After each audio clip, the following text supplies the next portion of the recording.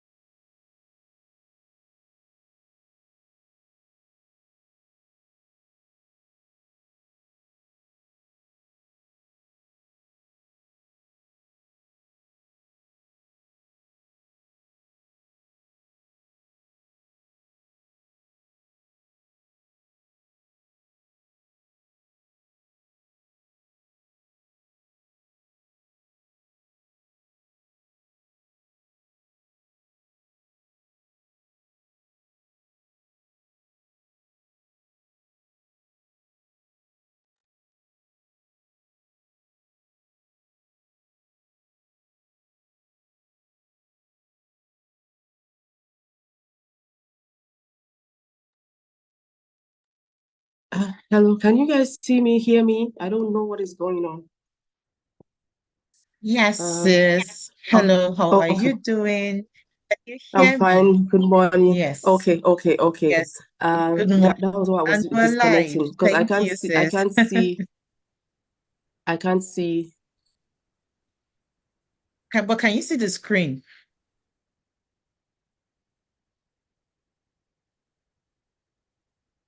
Okay, you're muted, sis. Can you unmute, please?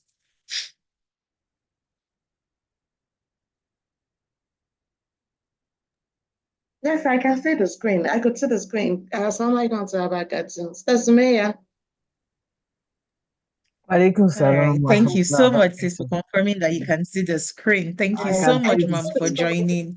No. Thank you to our very first speaker, Miss Sumay, Miss Ojibara, the amazing Miss Ojibara. So yes, our moderator is Miss Patty, and so she will start with an opening prayer. Hello, everyone. Can you see me? Can you hear me? Good morning, everyone. Thank you so much for Yes. joining. Good morning. My heart is full. I feel blessed that I gathered so many amazing women here this morning, and I am grateful. It's going to be an amazing one. It's going to be a beautiful one, and we definitely put Allah first to do. So yes, so Sister Fa, Inshallah. Assalamu alaikum. yes, thank So you. happy to be Able here. moderator. Yes. Can you see me? Can you Yes, hear me? ma'am. Good morning, everyone. I trust we're all doing fine, and you're welcome to the very first Nurturing Your Voice Child conference. It's a one-day conference that will definitely blow your mind. If you're a voice child mom like myself, I have one. I have just one, and I feel like I have 10 already. And as a special needs mom who also identifies as a super mom, when I see moms with boys, I'm like, oh my gosh, I'm like, they are the real super moms also. Can you see me? Can you hear me? Amina's screen is frozen. I don't know if you can see me. Okay. But Okay. Yes, I can see you, yeah. sis, and I can hear you. Okay. I'm so happy to be here. And inshallah, we'll start. Bismillah ar-Rahman ar-Rahim. Bismillah tawakkaltu ala Allah wa la hawla wa la quwwata illa billahi al-azim. Bismillahi allazi la yadur ma ismi shay'in fil ard wa la fis sama wa huwa as-sami'ul alim. Allahumma salli ala sayyidina Muhammad wa ala ali Muhammad kama sallaita ala Ibrahim wa ala ali Ibrahim fil alamin innaka Hamidum Majid. We start with Bismillah, and inshallah, I pray that Almighty Allah guide us to make this event a very successful one, which I know it's going to be, inshallah, because the intention is what matters. We are all here because we have that intention to share knowledge, to help people. We are passionate about helping, so that we can bring up a whole generation of boys, responsible boys, growing up to be men and being the best version of themselves. So with all that being said, I would like to start by inviting Sister Amina to give us, what we should expect from this conference. Just tell us a little bit about that. If you are joining us on YouTube, please fire on your best emoji. Let's cheer her on. She is, you can see she's glowing. She's amazing. We are all here to support her If on the I launch of hear. her connection card. Yes, So yes, no, don't mind my yes, voice. I yes. am here because I am resilient. Like flu wanted to deal with me, but I am here because there's no Shaitan the devil is a liar. So please, Amina, let's hear Yes. what you have to say. Yes, thank you so very much. And hello everyone. My heart is full. I think that's just the only thing I'm going to be saying today. But just so I don't sound like a broken record, I'll find more words to put in here. But yes, thank you so much. Thank you so much, Sister Fati, because yes, you know how things are trying coming together, and then somehow some things just start to go here and there and everywhere. And so she called me, she was like, I have a flu, my nose is running, and all of that. But and just still notwithstanding, she's showing up today. And so is our amazing speaker. And so are all the other speakers and the team behind this amazing conference. Thank you. Thank you so much. So today we're here to just get a mind shift. There is no miracle happening, but there will be a miracle that will happen. So a lot of times parents come, to parent coaches and like, okay, this is what's happening. I'm struggling with this. And we expect some sort of miracle. I will tell you for free that there's a miracle that is going to happen here, but it's a miracle of shifting your mindset, something that will help you to change your perspective, that will help you to start to see things differently. So yes, welcome everyone. The speakers are mind-blowing. I still ask them every single day, how did I get here? How did I get to be in the same space where I have this privilege of access? I do not take it for granted, and I am grateful. I am grateful that for all the work you have done to get us here, we are grateful, and we're coming behind you, and we're holding the torch, and we're making that commitment that we will make a change. We have to see a change. We can't continue to cry when we have been empowered with so much. So this is what we're here for. We're here to look inside and find strength from inside of us. Yeah, so I'm not going to do much talking. So yes, please, team, let's play the bio of Miss Sumaya, and she's here looking so elegant, and then we'll have her speak to us, inshallah. Thank you so much, technical team. Please take it away.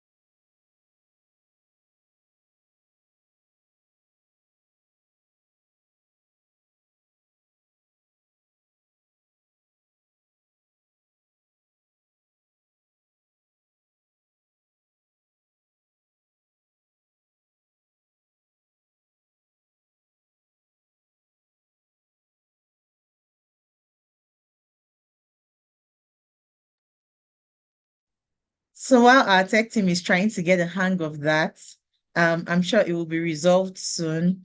But yes, one thing I want us to do is just to set your expectation. What are you here for? What do you think, what brought you here? Yes, I know you saw the name, you saw all of that was going on. You saw the fact that we have this amazing set of speakers that will be coming. But at the same time, what brought you here?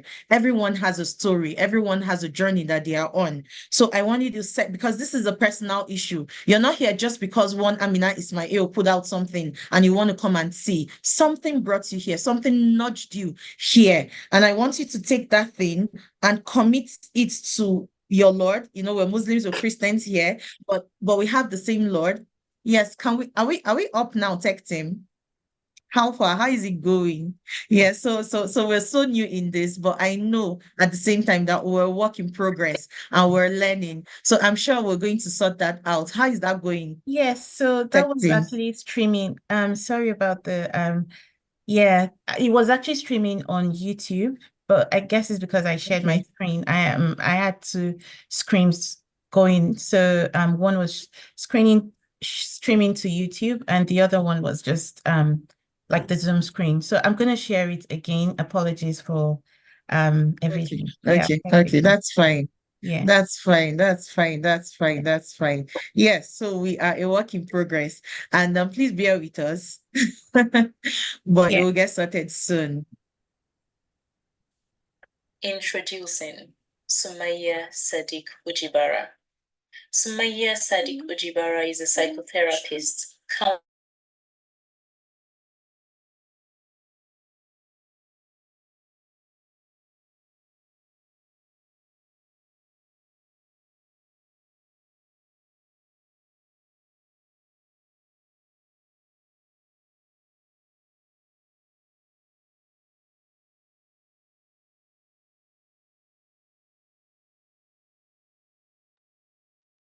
Okay, tech team. So the audio is lost on the I think audio we is can go lost ahead on with, Zoom. yeah, Okay, yeah, so we don't okay, delay. We can, yes, the fonts are very okay, large. We can all read up, it's just to have an okay. All idea, right. basically, Of yes. who So we she can go is. ahead. So, All right, yes, ma'am. All exactly, right, which we all right. already That's know she fine. is full of, yes. So let's go ahead and introduce Miss Sumaya. We've already seen her amazing bio. I remember when I shared this on my post, somebody said, it's a full pack of amazing speakers. Like, a lot of people recognize Miss Sumaya. Inshallah, she'll be joining us now. Miss Sumaya, please, can you join us, unmute and join the live? Okay. Assalamu alaikum warahmatullahi wabarakatuh. Walaikum salam. Walaikum salam wa rahmatullahi wa barakatuh. I don't know why I'm suddenly Alaikum nervous. assalam wa rahmatullahi wa barakatuh. Thank you so much. Good morning, ma'am. Thank Good you for morning. I joining us. am Good giddy. morning. I will not stop smiling today. Thank you, ma'am. I know, Thank you. right? Thank you. Yes, ma'am. Thank you. So, thank you Yes, for ma'am. Welcome, joining ma'am. us. Thank you for having me. It's you keep saying that you're giddy and you're excited, but I'm so excited. I had a lot of things that I needed to do today, and I was just like, there was a date I had. I was meeting with Nurturing the Boy Academy and all these amazing speakers that I've just cleared my schedule for the night, so to speak, although we're going to pray Maghrib soon, inshallah. So Inshallah. I feel like we may not really understand the meaning of what we're doing here as much as I feel like I have experienced it. From the moment Amina sent me some information about this project, when I realized that she may not know, exactly, and you and your team members, just how much this is, how meaningful this is. But I feel like it's just exactly the first place to start from. And that is understanding that even to say that you're doing any kind of work for the boy child is a novel concept.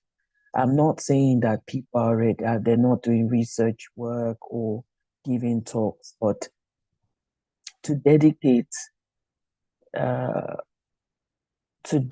time and energy and research and effort to put in hours that only Allah knows, it really speaks to where you're coming from, Amina, and the amount of work you've done.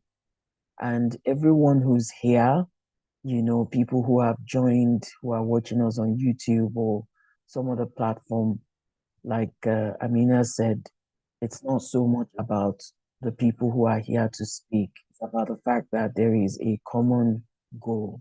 There's a common direction we share, which is to, first of all, acknowledge that we have mega, massive issues with regards to the environment that we're in, the world we're in. There's just a lot of confusion about gender differences, gender roles.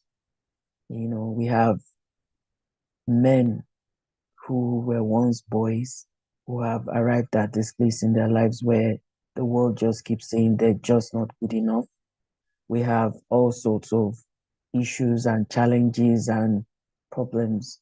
And so the relevance of this as a project, as an initiative, is not one person's job. It's not what one person needs to just start. It's what we must all, first of all, see and then commit to in our own individual ways. And as I usually like to start, I would invite people to check in with their intentions. And Amina started with that already, which is to check in with our intentions. It's okay to come because you are interested, intrigued by the whole idea. Perhaps there might be some of your people that you have personal relationships with who are here. I know my sisters, some of my sisters are here. And just perhaps you're familiar with some of the materials, and so you're very keen. But that can't be the only intention. You know, we have to renew those intentions to know that we're all in it together. The second thing is that each one of us carries a responsibility of inspiring others, whether it is to do with our own individual lives, a family friend, a family member, our spheres of influence. Every one of us carries a responsibility that we must then take and give. So we take from whatever we hear today, inshallah, we use for ourselves and then we give.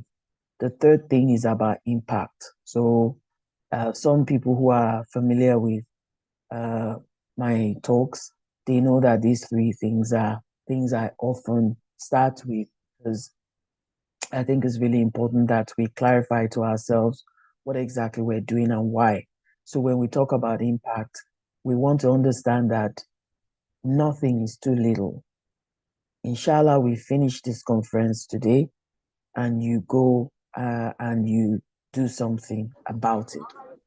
You decide that I am going to do something different, do something more.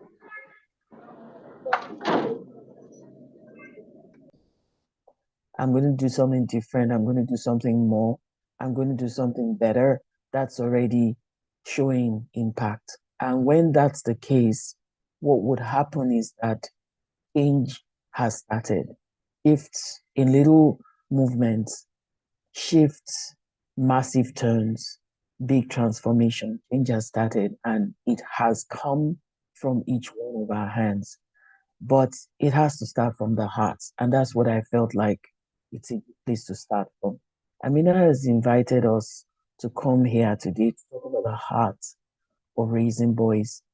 Obviously, there is a play on the word when we talk about the heart of a thing and the art of a thing.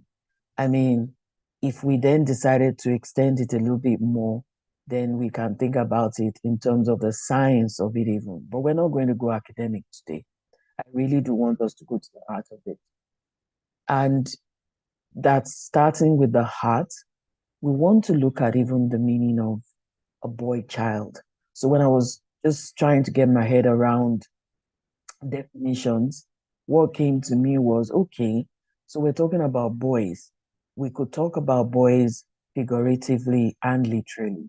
A male person who is of a certain age would be referred to as a boy, and that's typically childhood from infancy to adolescence. But if you talk about it figuratively, sometimes people refer to themselves as boys and they're men. I mean, there are all kinds of meanings to that, but just trying to put it into perspective. So today, what I hope we can do is to think about what it means in terms of the definition. So if you look at it biologically, physiologically, a child is from infancy to about adolescence. So what would happen then is to understand that when we're talking about boys, when we're talking about the boy child, we're talking about a male who is a child. And then if you talk about the child under the law, I think in many countries, in this case, I would use the context that you're familiar with me or are most familiar with, and that's Australia, where I reside, and Nigeria, from where I come. And similarly, the age of childhood. so to speak, is under 18. So a person is still considered a minor, a child under 18. So we're not going to go technical on this. I just feel like it's important to understand the topic that I am treating today, which is from raising boys from sowing seeds to growing needs. And if you talk about sowing seeds, and we're talking about that definition of whom a child is from the age of infancy to adolescence, I would say that sowing seeds does not actually start from infancy. It actually starts from the moment you decided that you are going to make life with someone and you're going to have children. So there may be people on this call who are not married yet, and there may be people on this call who are married without children, and there may be people here who are married with children, and they may have boys and girls, or they may have boys. So it's a whole spectrum of experiences for people, as well as the relevance of information to them, because you have different dynamics that are present there. Now, if you talk about sowing seeds, we know that for us as Muslims, every act, every behavior, every intention is considered an act of worship. So from the time we reach the age of discernment and we start thinking of our future, we start thinking of a life ahead, and we know, or rather we have plans to, at some point in our lives, to make life with someone, which means to be married to someone and to have children. From that moment on is where we start to think about the seeds and how we want to sow those seeds. So the choice of partners, the choice of the person that we're going to get married to is really, really important. If you're female and you're here and you're not married yet, definitely thinking about the person that you're choosing and the criteria that you're using and all of the things that may come with that person is very important, because you're not just choosing a husband, you're choosing the father of your children, whether those children are only males or males and females or only females. The reality is that in some way, shape, or form, you will be connected in some way to the understanding that for as long as you are in the community, that for as long as you're in the society we're in, you two are responsible for raising the boy child. So sowing the seed starts from the choice of a person that you start with. And of course, we've got some amazing speakers. I can't wait to hear some of the topics that are lined up. Mashallah, tabarakallah, so excited, because these are topics that people are not really talking about out of fear. Some of it is ignorance, very, very deep cultural conditioning, rigid beliefs, just distorted understanding about rights, rules, responsibilities, and how they become quite normalized in the society that we're in. So I won't go too much into that, but the reason I'm referring to this is that because we're making that choice of a partner, it requires us to have some idea of, okay, if I'm choosing a person to be my spouse and I'm choosing the father of my children who could potentially be the father of my boy child, is it possible that there may be things that they need to be working on or working through? And these are the considerations to have. Now, moving forward with sowing seeds, you're married, you're now asking for children from Allah. And that's another point of sowing seeds. The dua we're making, which again starts even before marriage, is that Allah grants us offsprings that are the coolness of our eyes, and offsprings that will outlive us, and offsprings that will be a source of Jannah for us. You know, the ones that will continue to pray for us after we're gone, after we've been called back to Allah. So the du'as that we're making and the efforts that we're making are all towards sowing those seeds.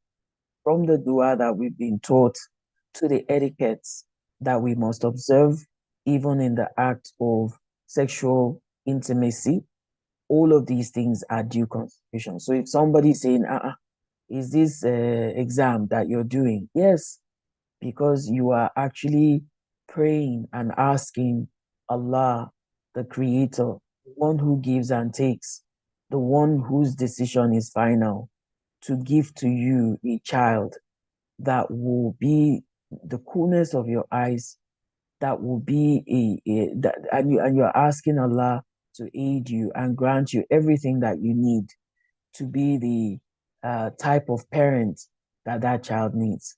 So all of these things are the first seeds that we must sow.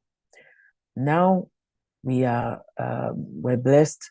We have children. We've been given a boy child. So from infancy, understanding that the role that we have now, especially with what we now know, is to start to grow, nurture and grow that child with certain understanding about the differences between males and females. If we have males and females, it's not about comparisons. It's about understanding the different makeup, the biological makeup of each gender in terms of developmental milestones, in terms of certain strengths that each gender has over the other, so to speak, in terms of similarities, in terms of the environment that they're born into. So we have different kinds of structures that we have in our families. So all of these things definitely contribute to the environment that this child is born into. What we're told is that each person is created with a fitra that is their pure essence, their innate essence, and that where they're born into is what determines their religion. It's essentially the core concept of nature and nurture. We understand that there is a fitra that Allah grants us, and there is the environment that we're born into. And the environment we're born into is what I was just describing. So we have all kinds of family structure and dynamic. If we don't pay attention to that, and we just expect that we will give birth to a child, a boy child, maybe we're blessed with a girl as well, and that we're going to raise them up the same way, then we're not actually sowing the right seeds to help them grow into the kind of men, inshallah, that we want them to be. So we need to clarify that to ourselves, within ourselves. Now, understanding that is one thing, but where does it start from? It has to start from you as the parent.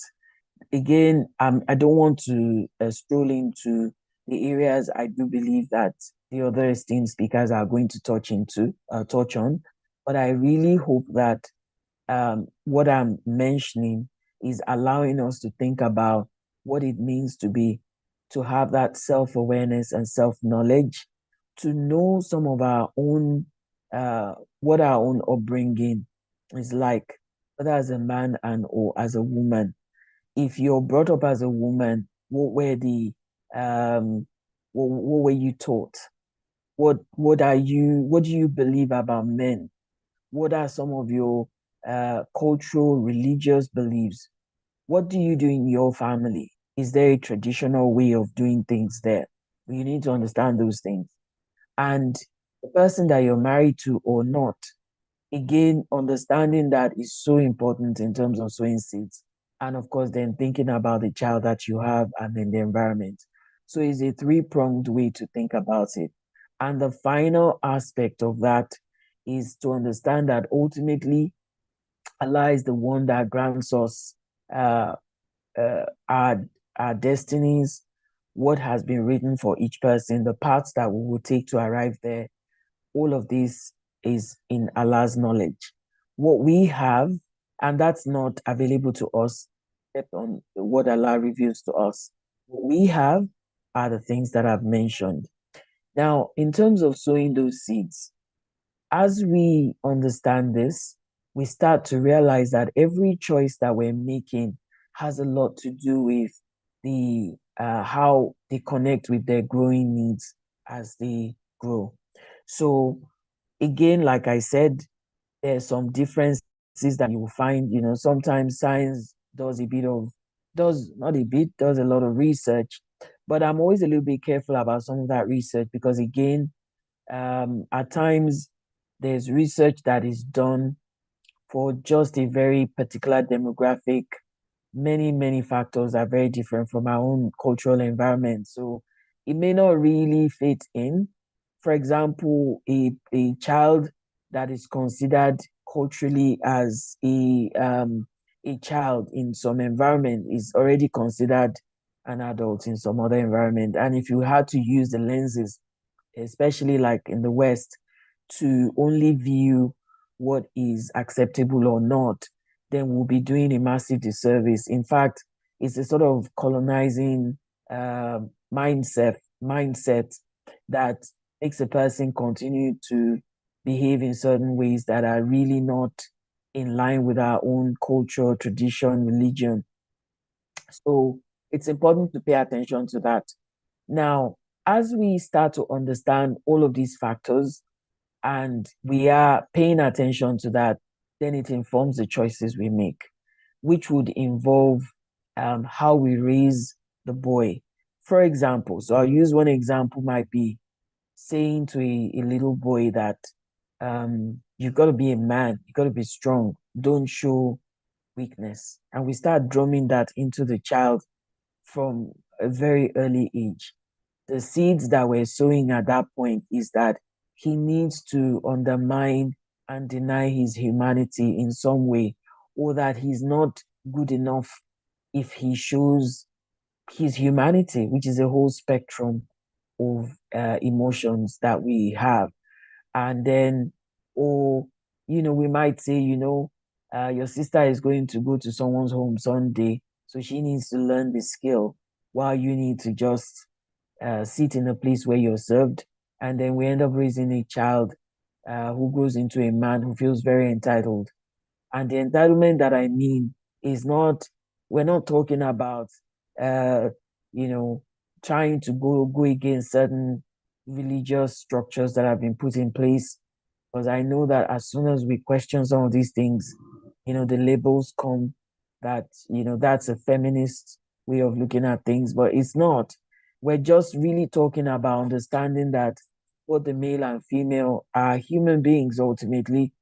And if the Prophet ﷺ showed vulnerability where he would weep, where he would cry profusely in front of his companions, and he showed that in actual fact redefines the concept of masculinity, because that counters all these ideas that men don't do this and men don't do that. And this is what is drummed into the boy child from very, very early on. And so the boy child starts to see himself as defined with very narrow understanding, and basically just reduced into a physical being. The emotional aspect, the spiritual aspects are just crammed into it, whereas the girl is brought up to embrace her emotional self and state. And now that we're trying to work through these things, it's really difficult to unlearn some of them because it's just so embedded. Alhamdulillah, that's why we're here today. We want to start doing things differently. At least we want to start shifting in some of our understanding. I don't know how much time I have. I didn't even really look at the time. Can you tell me how much time I have? Can someone tell me how much time I have for the presentation? Assalamu alaikum. Walaikum salam. Okay, can you go ahead and respond? I also have mine. Yeah, I was just going to say she should please go ahead. We have at least 10 minutes for you, inshallah. Okay, another 10 minutes. Yeah, at least. Yeah, Jazakallah khairan. All right then. And so part of what I hope we would do is to be able to identify the different aspects of what I've just said. So the first stage is, as a person, as any person here, we are all invested. We must all be invested in raising the boy child, from not just because we are parents to children who are males, but because we're living in a society where we want to start unlearning some things, relearning some things, and learning some things. And so it's possible that you're here out of curiosity. Well, I want you, and I hope you will, translate that curiosity to actual actions that you can say you're doing because of this. So it could be that you're a caregiver to a male person. You might be a neighbor to a boy child. You might be an auntie or an uncle. You might be a grandma or grandfather. Whatever connection you have is to understand that we are raising them together. The second thing is to understand that the moment we do decide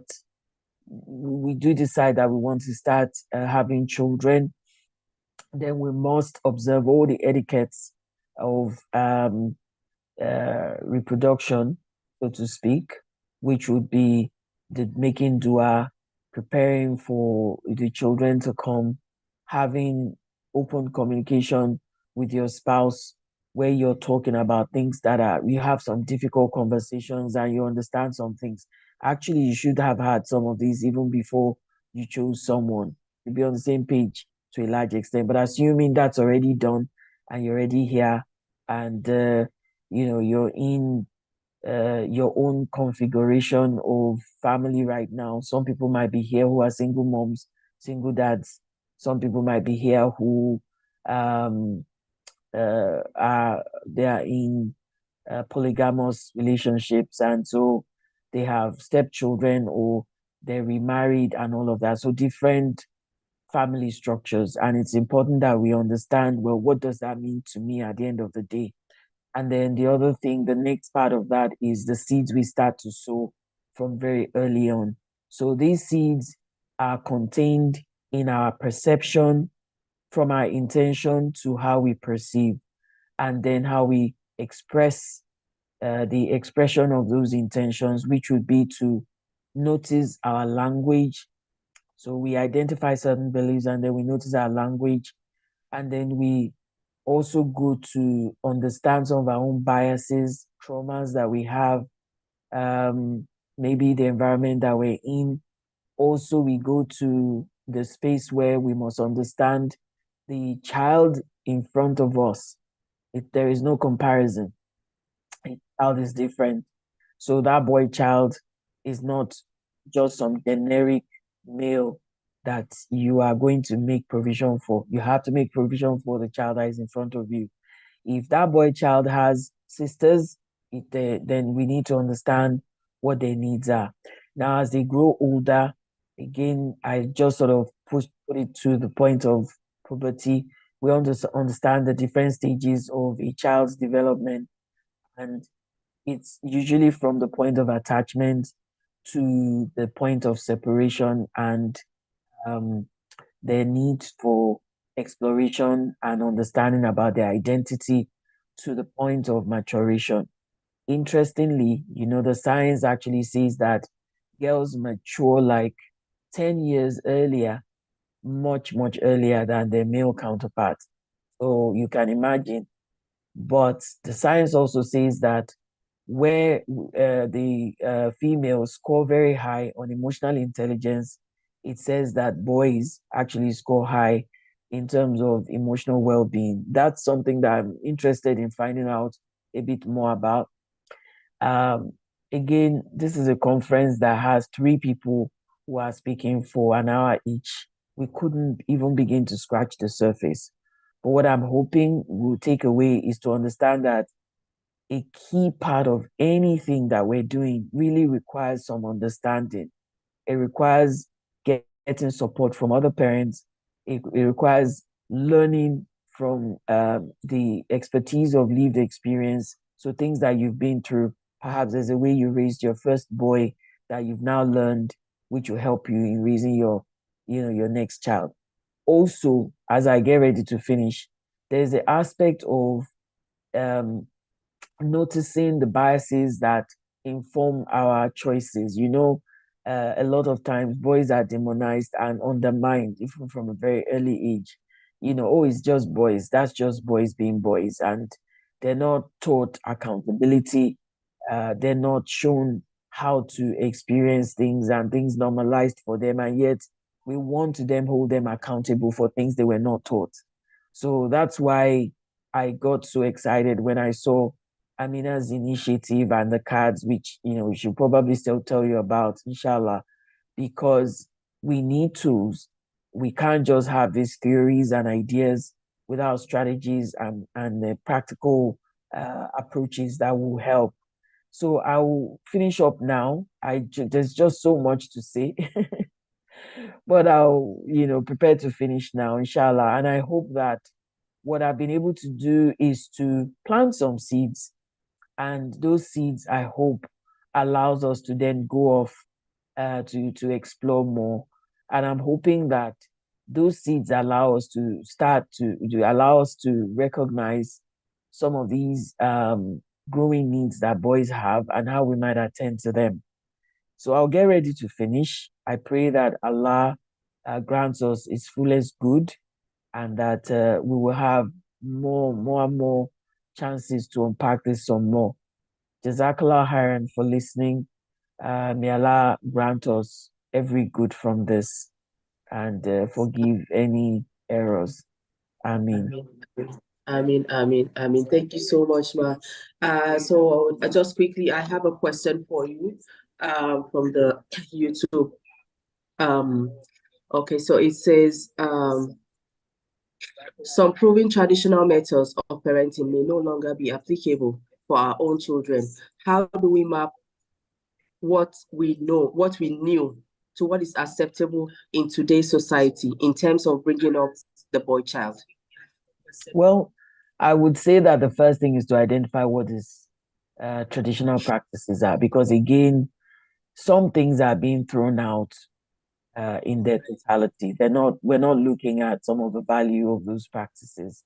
Perhaps what we need to do is to understand our context and see the relevance of those practices. So that's the first thing to do. We need to understand, okay, what practices do we have in mind? What are these things? And then we need to understand the world we're in.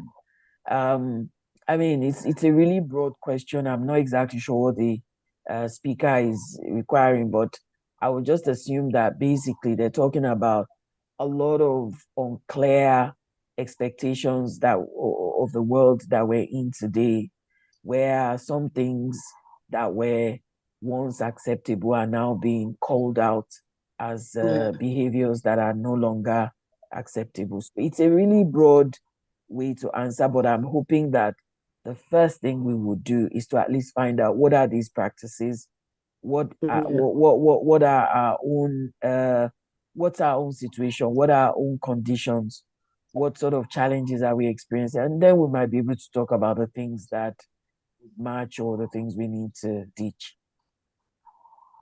Yes, thank you very much. If I would just like to add one thing, from the question I read out, I also kind of felt a little bit of maybe she was trying to say something about basically sometimes we grow up and there's this very popular saying where we say, oh, our parents did well and we turned out well. That phrase, we just say, oh, our parents raised us this way and we turned out all right. And that is I think that is kind of knowledge that a lot of parents still have, and they still stand by doing the same thing that their parents did in the past because they felt like it worked for them, and without realizing that many of those things, times have changed. A lot of things that our parents used to parent us, or systems or strategies, cannot be used for our children in today's times. Okay, so if we used an example of hitting as one of such practices, yes, we've normalized violence, and we've normalized violence for particularly our our boy children and our female children. We normalized what it is to be violent. It's depicted everywhere. Music, movies, regular everyday interaction. You can go from 0 to 9 in a heartbeat with somebody being beaten. So that has been normalized. It doesn't mean we turned out without impact. That's why we have a lot of trauma now that many people are carrying within themselves. So there's some things that I don't think you need any doctor or any scientist to tell you. It's just a question of this doesn't feel right. So if a person takes a stick and starts to hit a child to the point that the child has scars all over their body, even hitting the child is already problematic, let alone to hit the child to the point of that. You have to understand, well, what is the extent of this discipline? So the idea is to discipline, isn't it? So must you discipline to the point of injury? If you're going to discipline, I know that I did do some hitting when my children were young in terms of smacking. And when I say smacking, I would say a bit of tap on their bottom or a little bit of tap on their hand. Nothing, so you have to use your discretion with that. If you don't, and some people, they belong to the school of thought that even that is not acceptable. So, and that's fair enough. But the point I'm making now is that there's some things you don't need anyone to tell you. You just need to see, so that's something really, really important. Like we will hit a child and we'll say, don't you dare cry. Why are you crying? If you cry, I will give you something more to cry about. That's just counterintuitive. How can you cause pain to someone and then ask the person not to experience? Exactly. So it doesn't make sense. That one doesn't need anyone to tell you. It's enough to just, no, that's not fair, because it's not right. So I believe that's a way to think about it. Thank you so much. Thank you so much. There was so many takeaways from this. So many that I could also relate to be honest. Thank you so much, Ms. Sumaya. Jazakallah khair. May Allah reward you. You definitely impact, you inspired, you impact. All of those were in your messages that I was just like, yes.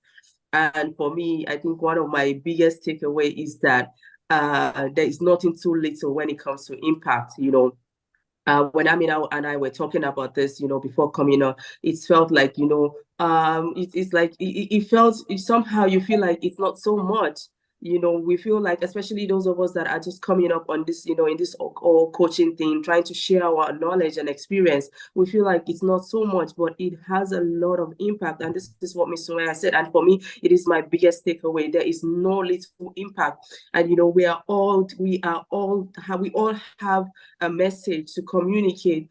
And like I always say, my dad's really passionate, he's always so passionate about sharing. He says experience is the best teacher. Miss Sumaya covered all of these things and so much more. She talked about, sowing seeds and importance of sowing the right seeds, in our children, teaching our children to understand. Really, this is a conversation that a lot of parents shy away from it. We think that because we're in Nigeria, this thing doesn't get to us. We need to let our children understand the differences between male and female. And for me, I think it is another huge takeaway that sometimes you just feel like our kids, they know it. Oh, you expect them to know, but we still need to spell it out, And then, dealing with a lot of challenges, distorted understanding of information spread, follow people who have the expertise, the knowledge and the experience. Don't follow people that are just there, sharing information just because they want to get followership and all of that. Find authentic people to inspire you, to impact you, and, give you positive, impact you positively in your lives. Basically, I have a lot of takeaways, to be honest, but let me hear from Amina. Thank you so much, Sister Fati. That was, hello, can you hear me? Can you hear me? I can hear you. I can hear you. Yes. All right, ma'am. Thank you, ma'am. Thank you, ma'am. This was, I don't know. And the funny thing is this, the subtlety in which you say these things, but it carries a lot of weight. You know, when you talk about the way you start talk about self-awareness, you know, and I was just like, yes, that's the crux of everything. It is when you're not aware, that is when you say, oh, but we turned out okay. But did you really turn out okay? You Do really you told know me, how yeah. much, yes, that we're carrying inside of us, that we could, potentials that we could actually become, you know, somewhat like we're put in this earth not just to come and eat rice and beans and go. No, we're here to solve problems, just like our predecessors did.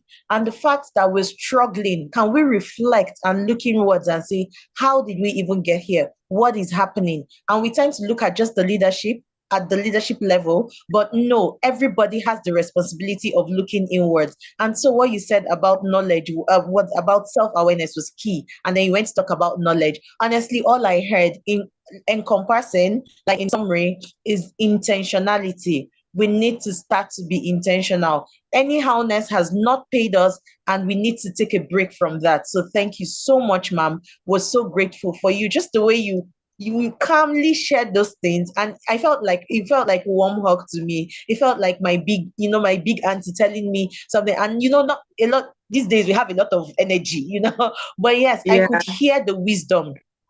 Hear the wisdom. It was packed with so much wisdom. And yes, that is why exactly. we called you, Ma. We are at your feet, ready to learn. Because yes, and she is a boy mom too. Has anybody said that? She's a boy mom too. She's an amazing boy mom, raising 3 amazing boys who I'm sure, I don't know. I have a vision for my sons in like maybe the next 10 years. That one just walks in and walks through the door. He's like, Salaam alaikum, ma. Long beards and everything. And Salaam alaikum, mommy. And so I just imagine just the fact that she's basking in the euphoria of that right now. I'm like, ma, I need to come over to your house and just stay with you and see just how you enjoy all of that grace. May Allah bless you. Yeah. May I mean, Allah bless us. please do join us Yes. all, everyone, to thank Miss Sumaya for the wonderful session, for the Sumaya, inspiring messages. thank you. Do send your messages Thank of things you. in the comment section. So now Yes. we go. Our tech team, please get ready to introduce the second speaker, and as we go on standby. Yeah, all right. Thank you. That was amazing, Fatih. What did you think? It was. What did you It think was. about that session? It was. It Was was. I couldn't stand up. I thought I was just going to come and moderate, and I would go and be people. But I said, no, I cannot miss this gem. Let me just sit down, because every day I have this thing, this quote that I put up with my daughter. We talk about it every day, and we talk about how every day is an opportunity to learn something new. And I even had to add, to learn, unlearn, and relearn. We don't know it all. We're all learning. We're all striving for knowledge, and this is why we are here. We want to get so much knowledge so that we can impact not only our children and the lives of those that come cross our paths. So yes, take it. Please take it away. Thank you.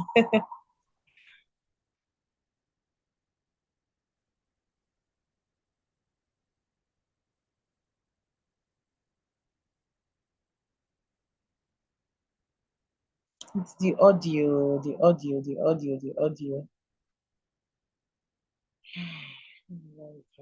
We're used to it by now. Yeah, I think I don't know why we can't hear you, but funny enough, the audio is really clear on on YouTube. Yes. So I don't know, maybe while it's playing, I could actually read, but it might just be, yes. Amina Yunus Ali. Yes, that's my Amina name. Yunus Ali is a dedicated and certified professional with a multifaceted background in the fields of family therapy, performance consulting, and neuro-linguistic programming. Her extensive expertise enables her to employ therapeutic techniques to support clients in identifying and healing unresolved childhood traumas, navigating the complexities of grief, and overcoming psychological barriers that hinder the pursuit of a healthy lifestyle. Amina stands as a distinguished master practitioner and holds a prominent role on the management board of the Institute of Family Systems Engineering and Development. She is an active member of the esteemed network of family systems engineering professionals, where she contributes her wealth of knowledge and experience. Furthermore, Amina is a certified mediator, having received her accreditation from the International Mediation Campus in Germany. Her specialization lies in the field of family mediation, where she excels in facilitating constructive resolutions within family dynamics. To further enrich her toolkit of therapeutic approaches, Amina integrates research-based emotion coaching tools from the renowned Gottman Institute in Canada. These tools serve as valuable resources in helping families rebuild and strengthen their relationships. She has also been inducted as a fellow and a member of faculty of the Chartered Institute of Professional Mentoring and Coaching, Nigeria. In addition, Amina has honed her skills as an intermediate level practitioner of tapping meditation, specifically with a focus on tapping solutions for meditative and reflective healing techniques. This unique skill set enhances her ability to guide individuals towards inner peace and personal growth. With a passion for facilitating positive change and healing, Amina Yunus Ali continues to make a meaningful impact in the realm of family therapy and personal development. Her commitment to excellence and continuous learning is evident in her diverse range of qualifications and her unwavering dedication to her clients' well-being. You can meet her on all social media platforms as Amina Yunus Ali. Ladies and gentlemen, please welcome to the first Nurturing the Boy Child Conference, Amina Yunus Ali.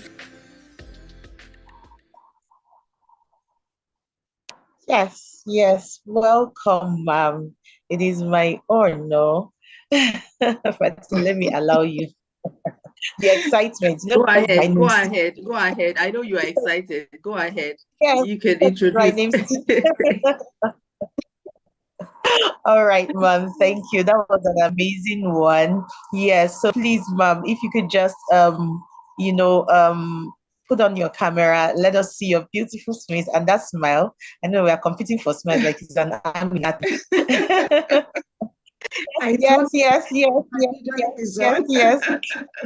You're welcome. Assalamu alaikum. Walaikum salam wa Assalamu barakatuh. Walaikum salam wa I was just wowed with your resume. Like I was wowed. I was blown away. I'm seeing NLP, I'm seeing trauma, I'm seeing mental health, I'm seeing all of those words. I'm just speaking it. I have this feeling that we are going to have a kind of emotional intelligence pre-course under this discussion because we definitely need it. Thank you so much for doing us the honor and joining us. We are so excited. Amina, I know it's very pumped. You can see. I am also. Thank you for joining us. And please go ahead and you can have the floor now. Thank you so much. Thank you. For me, this is such an honor to be here today. I hope my voice is clear and you can all see me and you can see my screen. Mashallah. Yes, loud Thank you so much. Yes. All right. You keep saying, I asked Amina saying she's really full, and I asked her Fatigiwa, like I've been admiring your works all from afar, but this is the way Allah works, bringing us together, particularly when we share very unique goals for our world, very important vision for our children. So I do not think this is a coincidence that we are all here today. I definitely believe this is Allah's doing and helping us to understand that this work of ours is not something that we can do by ourselves, and we'll continue to make like minds who would continue to inspire and motivate us and also share their platform with us to help others find the true calling, their true meaning of connection in their families. So thank you once again for sharing your platform with me. I've chosen to speak about the mother wound of the boy child.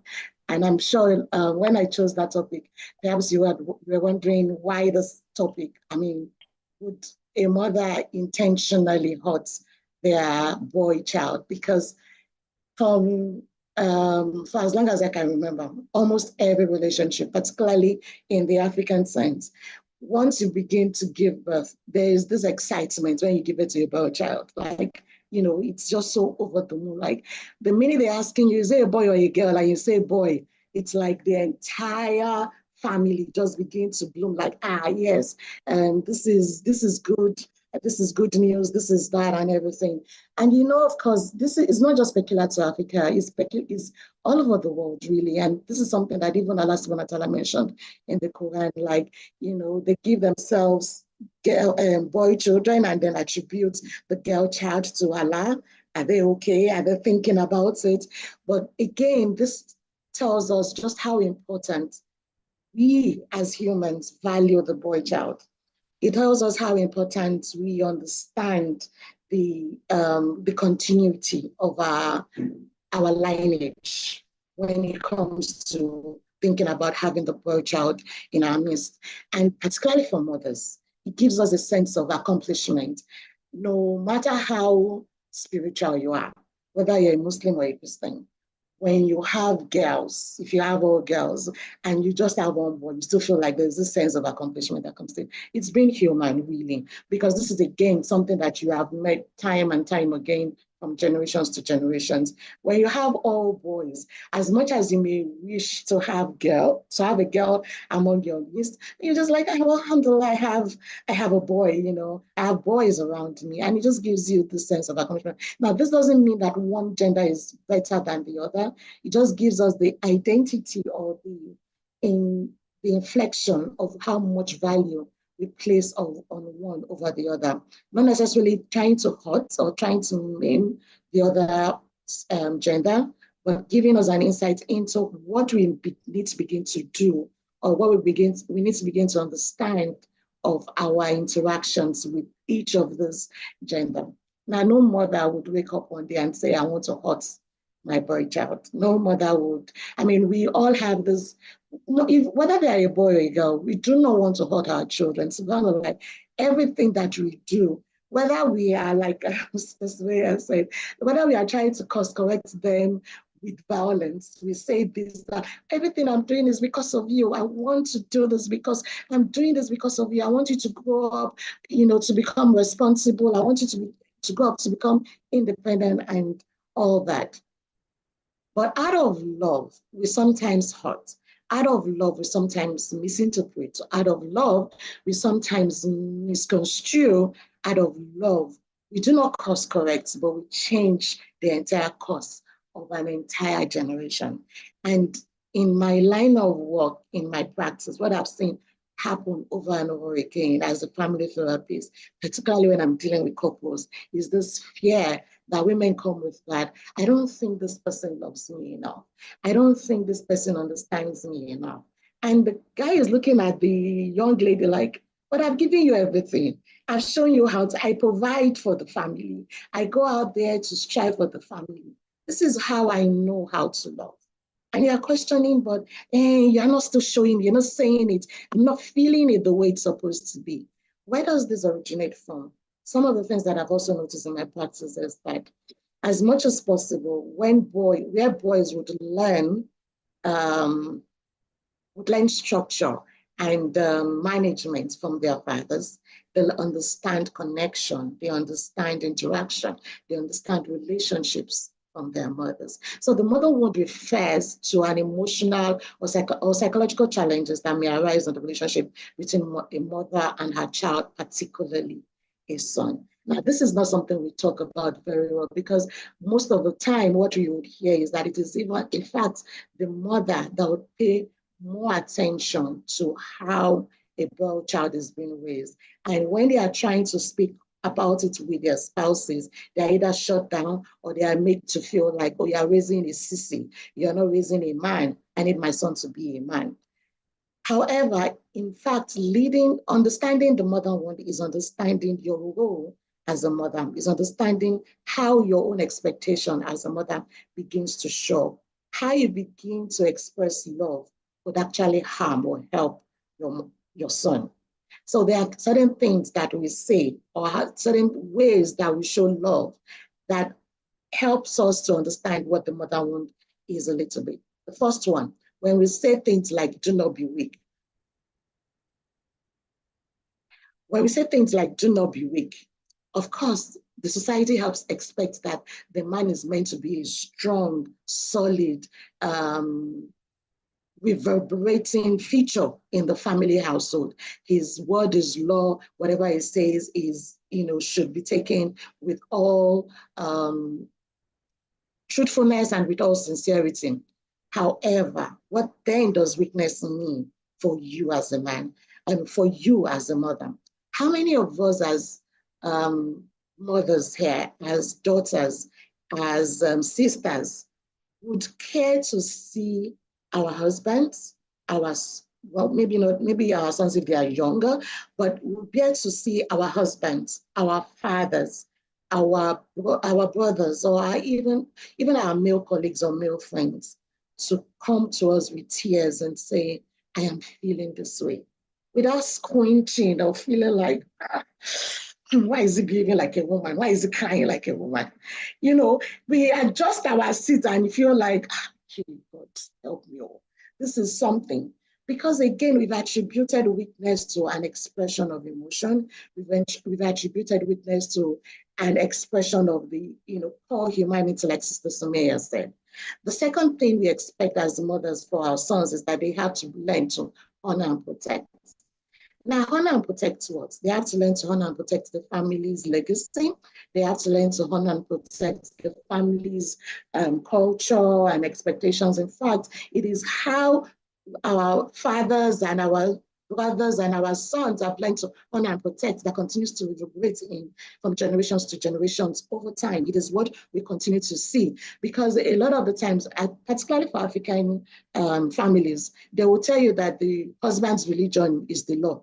They will tell you that the husband's culture is the law. You are not marrying with, you are married to a man. So the idea of who a boy child is, from the moment he or she is born, actually begins to show up as, this is who our family is going to be the next 20, 30 years. So everything that boy child needs to learn to honor and protect is being drummed into, even if this individual has an alternative opinion or has an alternative idea.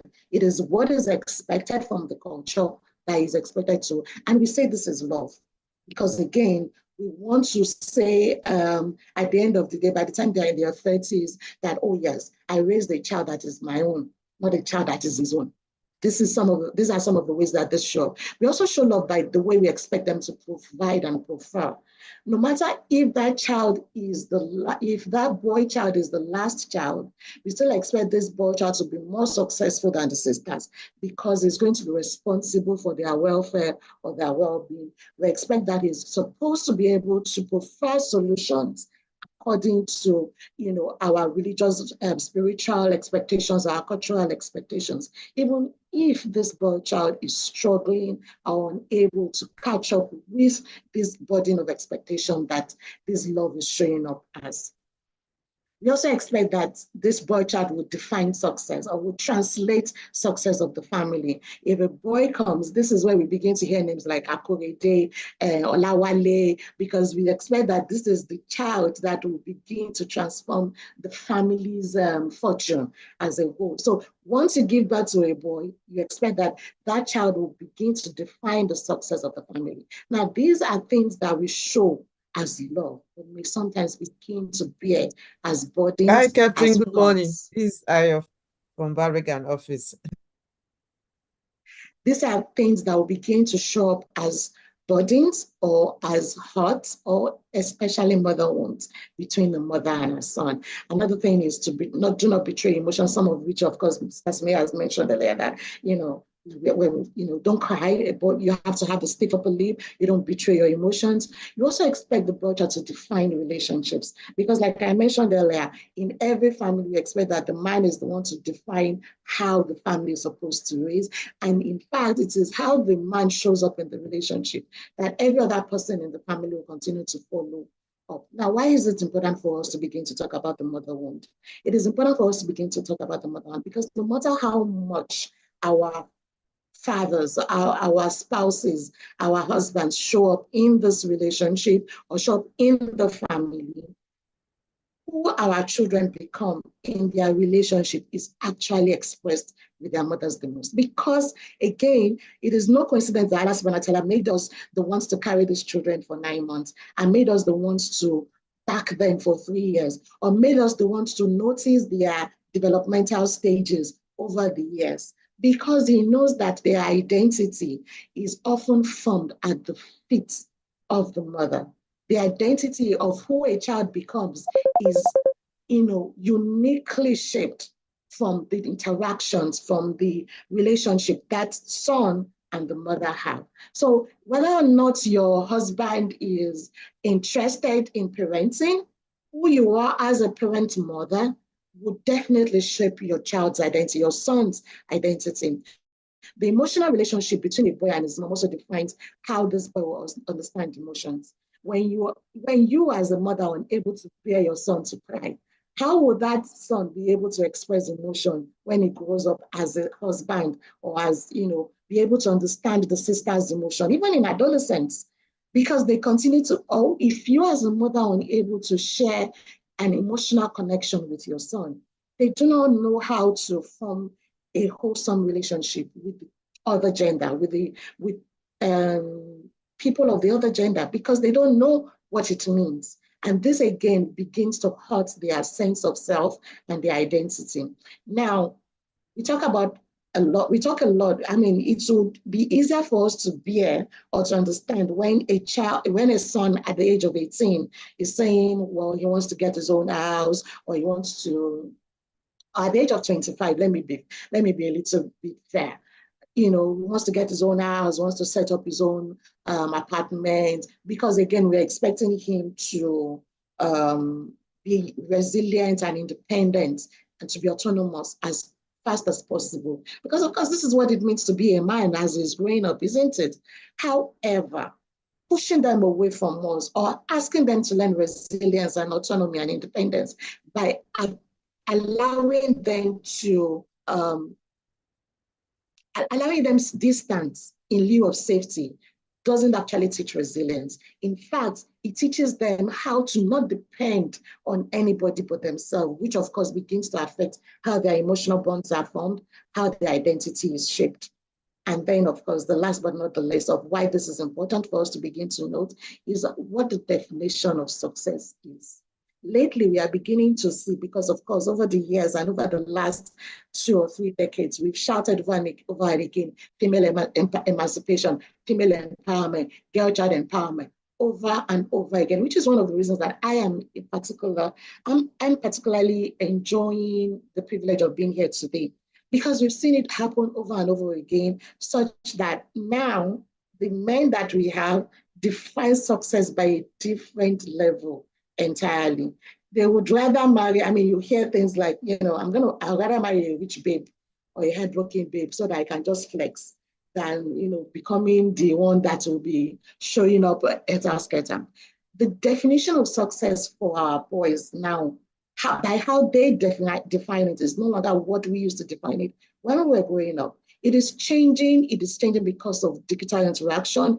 It is changing because of technological innovations, but it's also changing because of how much we have paid attention to the other gender over their own emotional capacities and emotional competencies and needs. And they are deciding to be rebellious and saying, well, if you want to be the go-getter, fast-paced, rich babe, yeah, well, no problem. Unless you want to marry yourself or you marry your father, you're still going to come back to my house. And then I still have to do whatever it is I want to do. So lately, we are beginning to see how the mother wound of not identifying what true success means as a man, for a man, by the mother in the family begins to play its own degenerative impacts in the lives of the men that we are now raising, in the lives of the boys that are now raising as men, and in the lives of families that we are now seeing. And this is why some people will tell you, some families, some couples, young couples, Gen Z couples, for instance, will begin to tell you things like, you know what, after 5 years, I'm done. I just want to do this and get the child out of it. And after that, we're having more single parents female single parents more than males because, again, well, of course, it is the woman's biological clock that will count, isn't it? A man at the age of 70 can still give birth if you so chooses. But for a female, you have to consider your biological clock. So we are seeing more and more how the definition of success is shifting and how this is hurting the true intention of what Allah says that, He has created us as male and female. He has created us in pairs, and He has expected us to find love and mercy between us, and so that we may find tranquility with each other. That is now changing and is now affecting our entire society.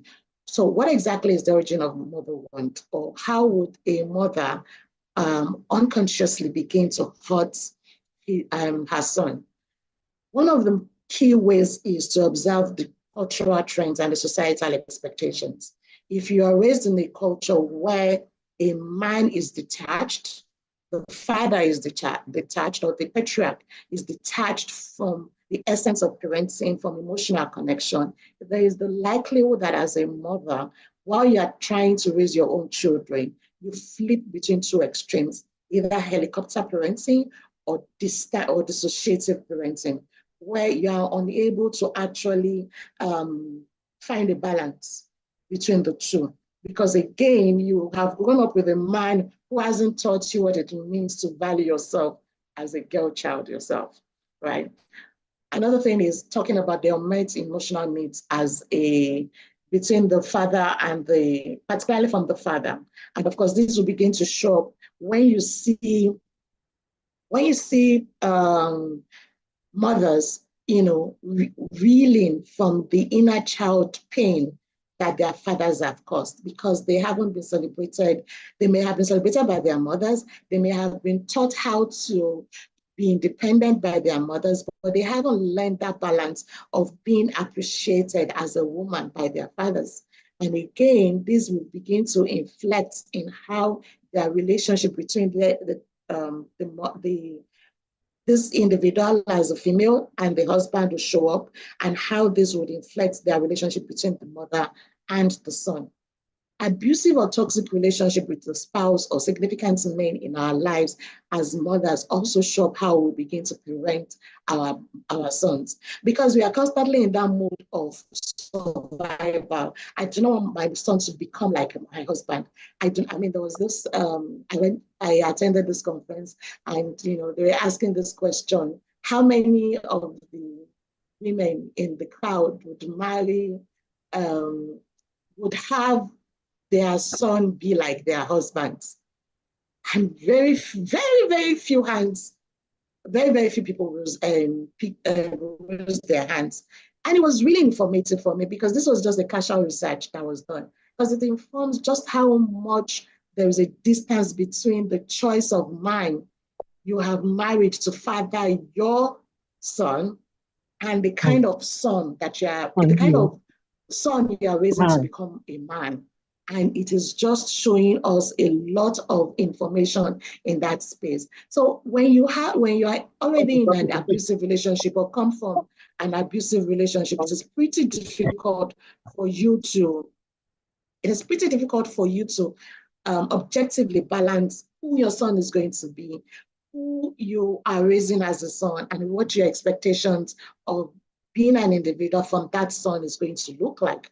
Communication challenges as a growing individual. Now, we know that when boys are going into adolescence, their own puberty is not as pronounced as the female. In fact, unless you have a genuine relationship with your son, they may have embarked on puberty long before you begin to notice as a mother. Because as they are growing, they are moving a little bit away from you. They're trying to shield themselves. They're trying to, figure it out by themselves. Because again, this is what the culture and the society expects from them. If you are not conscious enough as a mother, you can actually begin to move away and increase the communication gap between you and your son. Now, if you had experienced this growing up with your father, it is in fact going to be more difficult to establish it with your adolescent son, much less with a grown adult. when that child is grown, because this is where you now begin to find that they will say that it is not everything that you tell the women in your life, i.e. you, the mother, including when they now get married, because they're looking at it like, well, he's a grown man, he should be able to figure it out himself. So communication challenges could actually hurt. Now, we assume that when they are in the adolescent stage, they should need us less because they should be able to, speak to their fathers, or they should be able to speak to their boy peers. But one of the things that I've discovered, particularly for mothers, is that, in fact, while you're expecting your spouse to be the one to talk about sex with your boy son, they're just skimming across it. The things that you would notice as a mother, the things that you would want or you would have wished your husband knew as an adolescent boy so that he can bring into the relationship as your husband, are not even talked about, because again, they didn't know it. Your husband didn't know it. Your father most likely never even thought about it.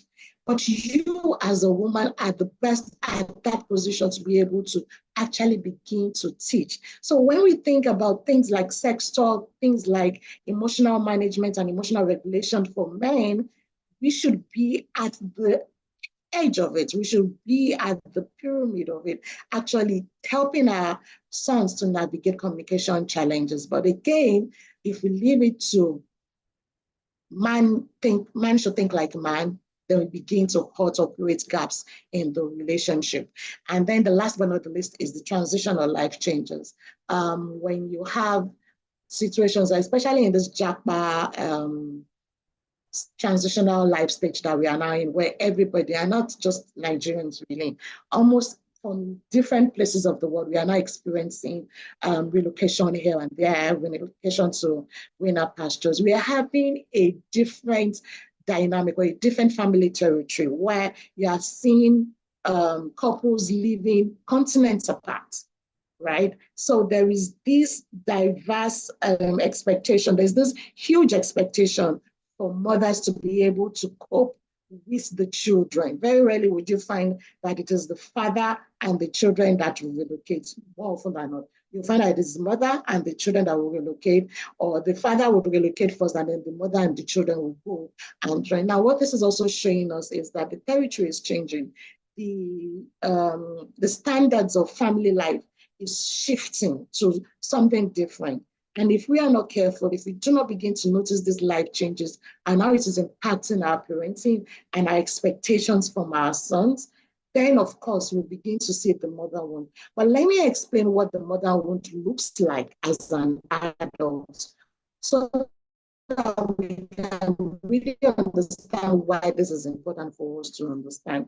For us to begin to take, when we don't attend to it, we begin to see more men who are afraid to trust or who are afraid to express vulnerability. So these are the men that you will find that you're saying, oh, he's emotionally closed off or he is emotionally unavailable. Well, if you troubleshoot their background, one of the things you see is that these things, the origin of mother wound, is very, very significant in their life. So they don't even know how to do it any differently than they are doing it currently. You also begin to notice low self-esteem and self-worth issues.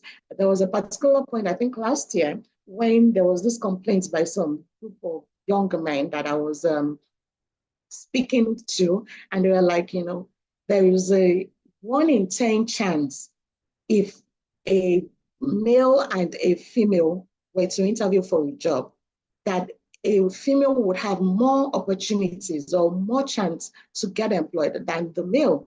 So this, of course, is beginning to impact their sense of self. And again, this is because while we are trying to balance, we tipped the balance so far off that we didn't notice how our attention skipped the emotional needs and the psychological competencies of our boy children. And this is now showing up.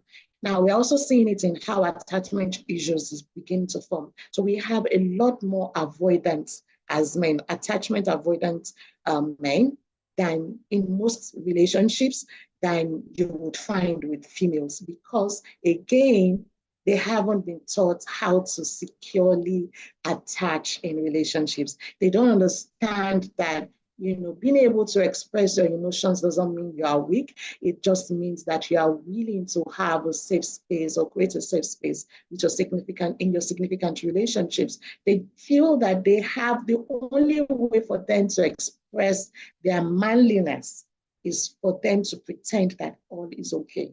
Check it out. How many times when your husband comes home and you ask him, how was the day? And the first thing this man will say to you, oh, it's fine. I will say, Alhamdulillah. And until you probe and probe and probe, will this person tell you, well, this happened, this is happening, and things like that. This is, again, because they've been conditioned over time to say, figure it out yourself. You are not supposed to burden your wife, or you're not supposed to be a sissy by sharing everything with your woman in your life. So most men haven't learned how to attach securely because they don't even understand what a safe space is. By the time they're in their adolescence and they're coming home to say, oh, I have a crush on a girl, before they are most likely told by their boy and their friends who are also male, like, don't tell her, you have to form like you don't like that girl or that. Or you are actually told by your father to keep short. Why do you think, how dare you have a crush on a girl? It is the girl that you looking after you should be checking you out.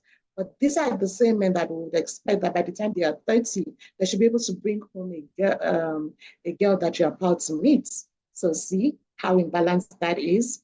And then the fourth, and not the least, is emotional dysregulation. A lot more men, just because the statistics in Nigeria is not so strong doesn't mean that it doesn't happen. A lot more men consider suicide than females, because the female support system is really strong, no matter how much it is, no matter how messy it can be sometimes, but it is strong, right? You can still complain to your sister, and even if they will laugh at you, you can still find at the end of the day that they'll give you some tips on how to manage. But for some men to even complain of, managing this fear of accomplishment, sometimes can be so difficult for them to share with their male buddies. So there's no support system. So they struggle with emotions because, again, emotions they've been told over time that unless it is a positive emotion, any negative emotion must be hidden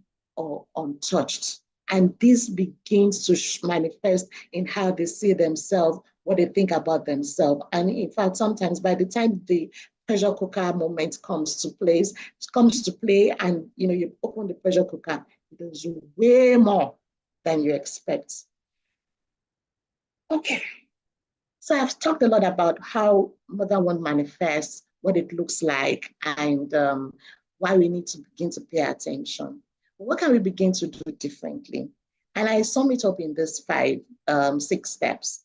And it is basically, number one, every one of us, we need to begin as mothers. If you are here as a man, have discussions with your wife or with the significant females in your life, and begin to take a journey of self-reflection and audits.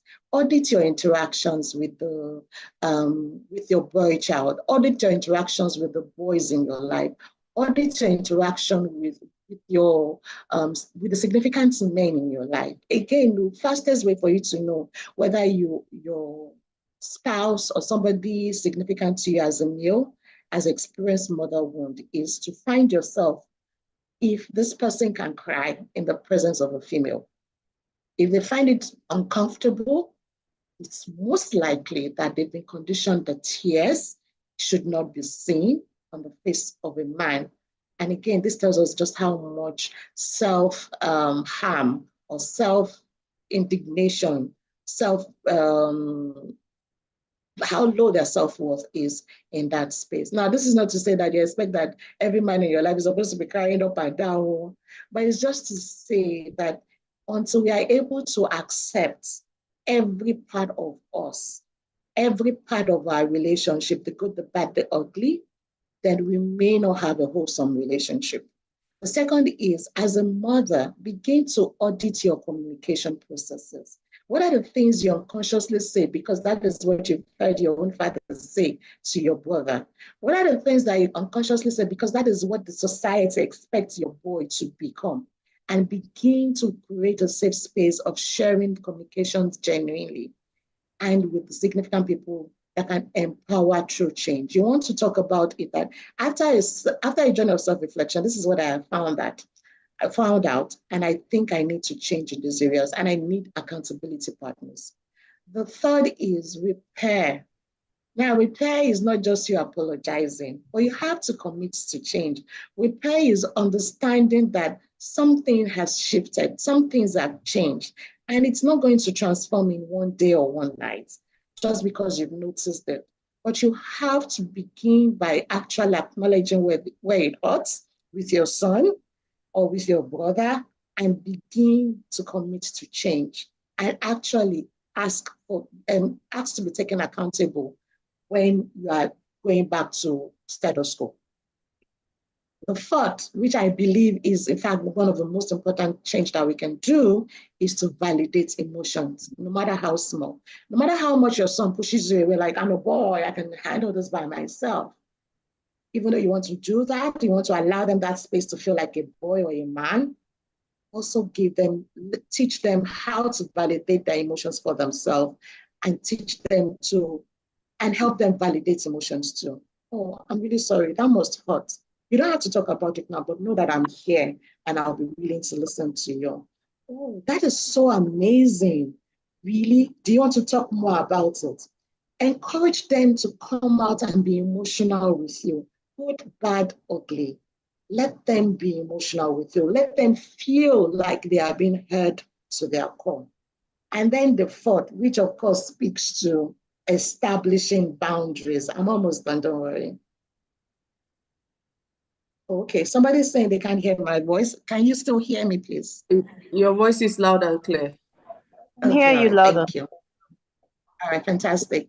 So the fifth is establishing boundaries. And establishing boundaries means that you know that even though you're raising the champion of your lineage, there has to be clear values.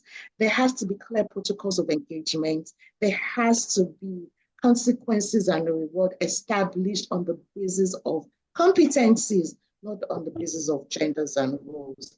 And even where, because again, we know that as Muslims, that our men are the ones to lead the salah. Even when there are specific role and responsibilities that they should perform as sons of the family, as male children of the family, there are clear understanding of why this is, not just because you are a boy, but because Allah subhanahu wa ta'ala has established you as a protector, because this is expected of you and for so reason, so that they do not begin to feel entitled. Because all the sense of entitlement that we sometimes complain about our children, it comes from one thing. And I say this almost every session that I have. I say that boundaries without compassion would lead to insolence. Compassion without boundaries would lead to indulgence. Boundaries without compassion would lead to insolence. Compassion without boundaries would lead to indulgence. We are a nation of balance. We have to learn how to balance it such that they know what is expected of them, when it is expected of them, but particularly why it is expected of them. So they do not take it for granted that, hey, well, I'm the boy of the family. I can do and undo. And then the last but not the least, and by no means the least important, is seek professional help and peer support. Whether you're a parent of girls or you're a parent of boys or you're a parent of mixed gender, know that parenting is a lifetime journey. And it is not something that you can take with levity, not at this stage. You have to seek professional support. We have to be willing to learn, unlearn, relearn as often as possible. And this is where I put in and chip in and say that not everything in our culture of, encouraging certain roles or encouraging certain things in our families of the past is redundant. In fact, it is because we didn't understand why. That is why we are saying, oh, we are new age parents. It is no longer necessary. If we knew the value of ensuring that Salah is prayed congregationally in the family, if we knew the value of why our parents will sometimes take us to their workplace, not just because they didn't have a place to put us or because they didn't trust us, if we knew the value of encouraging late night discussion, like your parents, your mother will wake you up at 3 a.m. and begin to cry, please, I want you to grow up to be this. If we knew the value of those things, we would understand that they are not redundant cultures or redundant actions. They are actually things that, some of the things that we thought made us who we are today are because in some way our parents did, in fact, they did a magnificent job and they tried the best they could. Even though they may have made certain mistakes, there's still so much to learn from them. So bring out, that opportunity, establish the opportunity to learn from your peers, establish the opportunity to have a vibrant community that you are raising your children with. But more importantly, also seek professional help because you can't do this job alone. So this is who I am. My name is Amina Yunus Ali, and I'm passionate about helping people and families live connectedly. And how I particularly do this is through trauma recovery, family therapy, and parenting. And these are my details. Thank you very much, everyone. I have enjoyed myself there, and I hope you've learned one thing or two.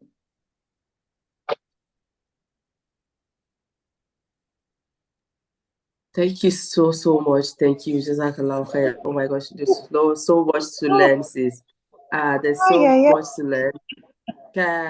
Yeah, okay, yes. I was waiting for your smile. It's your smile that I see first when you come up. I will come. Yes. Yes, just before we let Miss Amina Yunus go, there was a question. It was actually left for Miss Sumaya, but I think that Miss Amina will also choose, Miss Yunus will do justice to it. Let me just read it out here. A parent said that, how do we help our husbands who were parented traditionally realize and heal to raise our sons better? Okay. I think it starts with the couple connection. What connection do you have with your spouse first? If you can establish a true connection and come from a place of compassion instead of criticism, you would help them to begin to realize what things they are doing and how it may be hurting their son and how to begin to do things differently. I often say this, and I say this particularly in my emotion coaching class, that it takes one parent to emotion coach a child appropriately.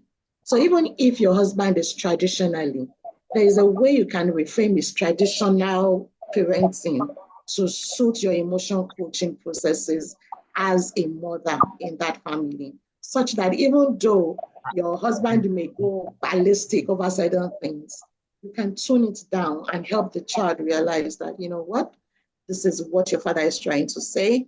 I need you to pay attention to this. And I do understand that this hurts you, but I want you to know that we love you. And even though we may show that or express that differently. So really, it's possible for you to do it, but we have to come away from criticizing or complaining and then nagging to understanding that we cannot parent any better than we have been parented until we choose to parent differently. We can't. We will continue to parent the way we are parented. That is the first rule of parenting. You will continue to parent the way you were parented until you choose to parent differently. Thank you so much. This is it was just, it's just wow. Like there were so many things I could relate to, and like Amina and I yesterday were talking about, those discussions, those late night discussions or early morning talks that we used to find boring. Our parents used to have those conversations with us. We will yawn, and then I was very good at making tired faces, just so he can know. Yeah, so that he can know that, I'm really tired and I want to go. But my daddy doesn't look at anybody's face, until he gets it done. And, and now you crave for those conversations. You find value in them, and, you said it, our parents, there was no information during their time. Imagine what they did what they could do best based on the information and knowledge that was available to them at that time. And one of my biggest takeaway was, expectations. Let's just lower that expectations, and, visualize your own child's individual outcome instead of expecting your child or your son just because he's a son, putting all sons under the same banner. We should create that, find that unique identity of your child and communicate in the best way that your child can communicate, or relate with your child as they are, not as you can relate with your other son, or as your parents, related with you. We just have to make changes based on their individual personalities.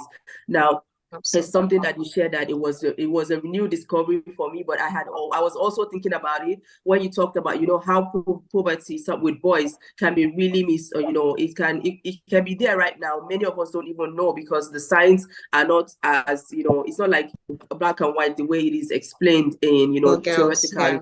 Yeah. Exactly. And like I shared something recently, my son, which I have this feeling, I have a 8-year-old, almost 9-year-old son on the autism spectrum. It's more difficult for me to understand, when he's, puberty and all of that. But I can feel it that from my observations, there's something, he's going through something that, yes, exactly. And it could be that pre-teen thing. I'm seeing a little bit of signs, but somehow, I'll just be in denial, like, he's just going to be 9. He's going to, it's too early. Is it not too early? Why will he be doing like this? But, I am glad you validated this with what you shared. We just need to be observant and pay attention to our sons more, and not just think that, oh no, sons, they don't need us. They need to be connected with their dad or our stand and our parenting style and our emotions, everything, a lot of things they get from us as their moms. And it's obvious why Prophet Muhammad Sallallahu Alaihi Wasallam said it when he asked, who is the first, that who do you love more? And he called your mother the first and the second and the third, because we're just so much that we can't just be, there's so many things that we can't just overlook as a mom to our child, whether boy or girl. Thank you so much for all this mind-blowing conversation. And there's just a lot of takeaways, but I'll stop here. Yes, thank you. Thank you so much, ma'am. Like, thank you. You just, I could hear the validation. I could hear the no excuse formula. You were giving it subtly, but you were giving it. When I started this, I didn't even know exactly what I was going to coin myself as. I'm like, I've never heard of a boy mom coach, but I knew because of my experience. I knew. You should have heard so many people ask me, so who is the man that you're going to, be working alongside? Because, boys listen to men and men, listen to each other. And I get that. But at the same time, thank you for telling us today and reiterating how much power we have as women, how we cannot wait around with our crying and comparing and complaining. That was just where I came from. And just hearing you say, like, you have been in this for a long time, and hearing you say it and say it with so much confidence, it just gives me, like, I'm like, yes, yeah, like, you actually did bring this together. Because it's my first time hearing you say it. It's not like, okay, I've sat in your class to hear you say it, but you said it, and you said it over and over again. Mothers, there is no excuse. We can't continue to cry. We can't continue to, I feel, and while I am so compassionate to moms and women because of the things that we're going through, at the same time, I'm like, how is it that we have gotten so consumed in our own pain that we have forgotten that our sons are growing, and basically the same pattern is going to repeat itself? So yes, thank you so much for all the gems you shared. My notes is full, but most importantly, my heart is full. Thank you so much, ma'am. Yes. I saw another question though, Sister Fati. I don't know if you saw it. Where someone was, okay, so let me read it. I don't copy notes up and down. I don't even know where the question is again. Yeah, so but basically what he was trying to say is that, Miss Sumaya mentioned that, we should parent boys differently from girls. So he was like, what are those things that we pay attention to when we're parenting? What are those differences, those subtle differences we should look at when we're parenting boys, girls? Yes. Yeah, I think that was what I got.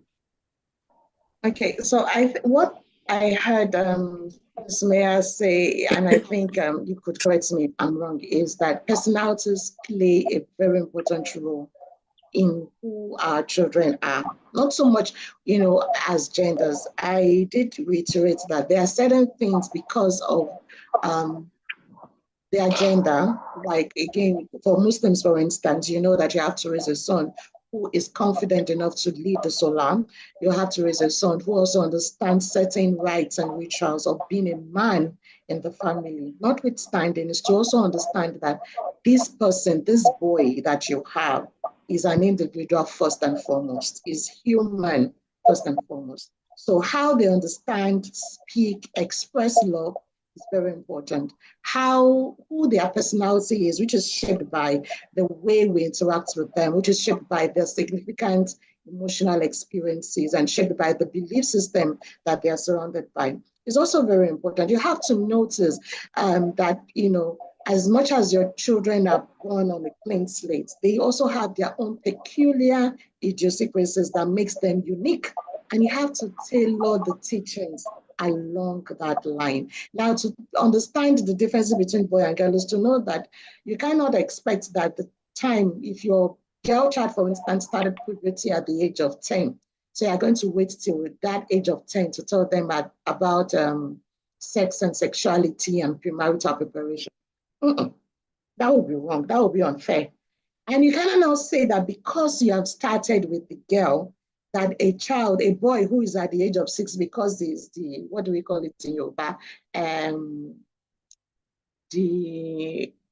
forgotten. But because you expect him to be the king of the family one day, or the patriarch of the family one day, that you're also exposing the same boy to the same teachings. Was it Olori Ebi or something like that? Yeah, the Olori Ebi. At the end of the day, yes, they are really fantastic. Thank you, Mr. Mariam. They are really, we are not expecting him also to learn the same way or to learn faster than the girl, because you don't want the girl to be more in knowledge than him. No, that would be an unfair balance or an unfair scale to put it. But basically is to understand that these children, they are trusts unto us. Because from the moment they are born, the first things that you will notice is that when a child cries, when a child is born, he or she is expecting you to pay attention and to ask the question, what do you need? At what point do you now stop asking that child, what do you need? But because they begin to, is it because they begin to talk, or they're able to express themselves and use certain vocabularies, you assume that you no longer need to ask, what do you need? That's being constant touch with what their needs are, and to tailor their learnings, their experiences, their development according to that, not according to what we think or what the society has predicted. Because society, as we know, pop culture will continue to be pop. It will continue to pop here and there. What is popular today will no longer be popular in the next 5 to 10 years. So would you now let it go because of that? Of course not. We have to begin to ask ourselves, what would last? What is the most genuine? And what role are we beginning to play in that area? I hope that answers the question for the questionnaire. Yes, ma'am. Yes, ma'am. You did justice to that question. Thank you, ma'am. So, Sister Fatih, can we let her go? I feel like we should just keep her here. Like, just keep her. There's another question. How do I help my adult son with pornography? If you are talking about adults, and I'm assuming from 18 upwards, so you have to first engage and get the acquiescence of this person to seek therapy. Masturbation and pornography is not something that they can handle by themselves. No matter how they try or how spiritual they try it, they need someone to walk that journey with them. And really, if we can begin to destigmatize therapy and understand that the plainest meaning of therapy is to walk a journey with another person. So your friend could be therapeutic for you. Your husband could be therapeutic for you. Your mother could be therapeutic for you. But the professional therapist actually understands the hills and the valleys of walking a particular journey. And they are learned enough to help you walk that journey. So you need to get his acquiescence on getting the therapist and then beginning the journey to recovering. And may Allah make it easy for this person. Amen. Yeah, so Sister Fati, do we have any other questions? Is there anyone from YouTube? Before we let her go, I feel like we shouldn't let her go. And we have another amazing speaker. But thank you so much, Ma, for sharing from your wealth of knowledge. So many gems you've shared. There's so many. Please, people even putting, are you people saying thank you? Are we just here to collect and collect? There's something that comes with, no matter what it is. Yes, we're here to learn, but at the same time, there's something we can give, no matter how small. And somehow, just saying the fact that you're coming with that appreciation, somehow Allah blesses it too. So please thank our amazing speakers, from Sister Sumaya, Sister Amina, and I can't wait to have our third speaker on.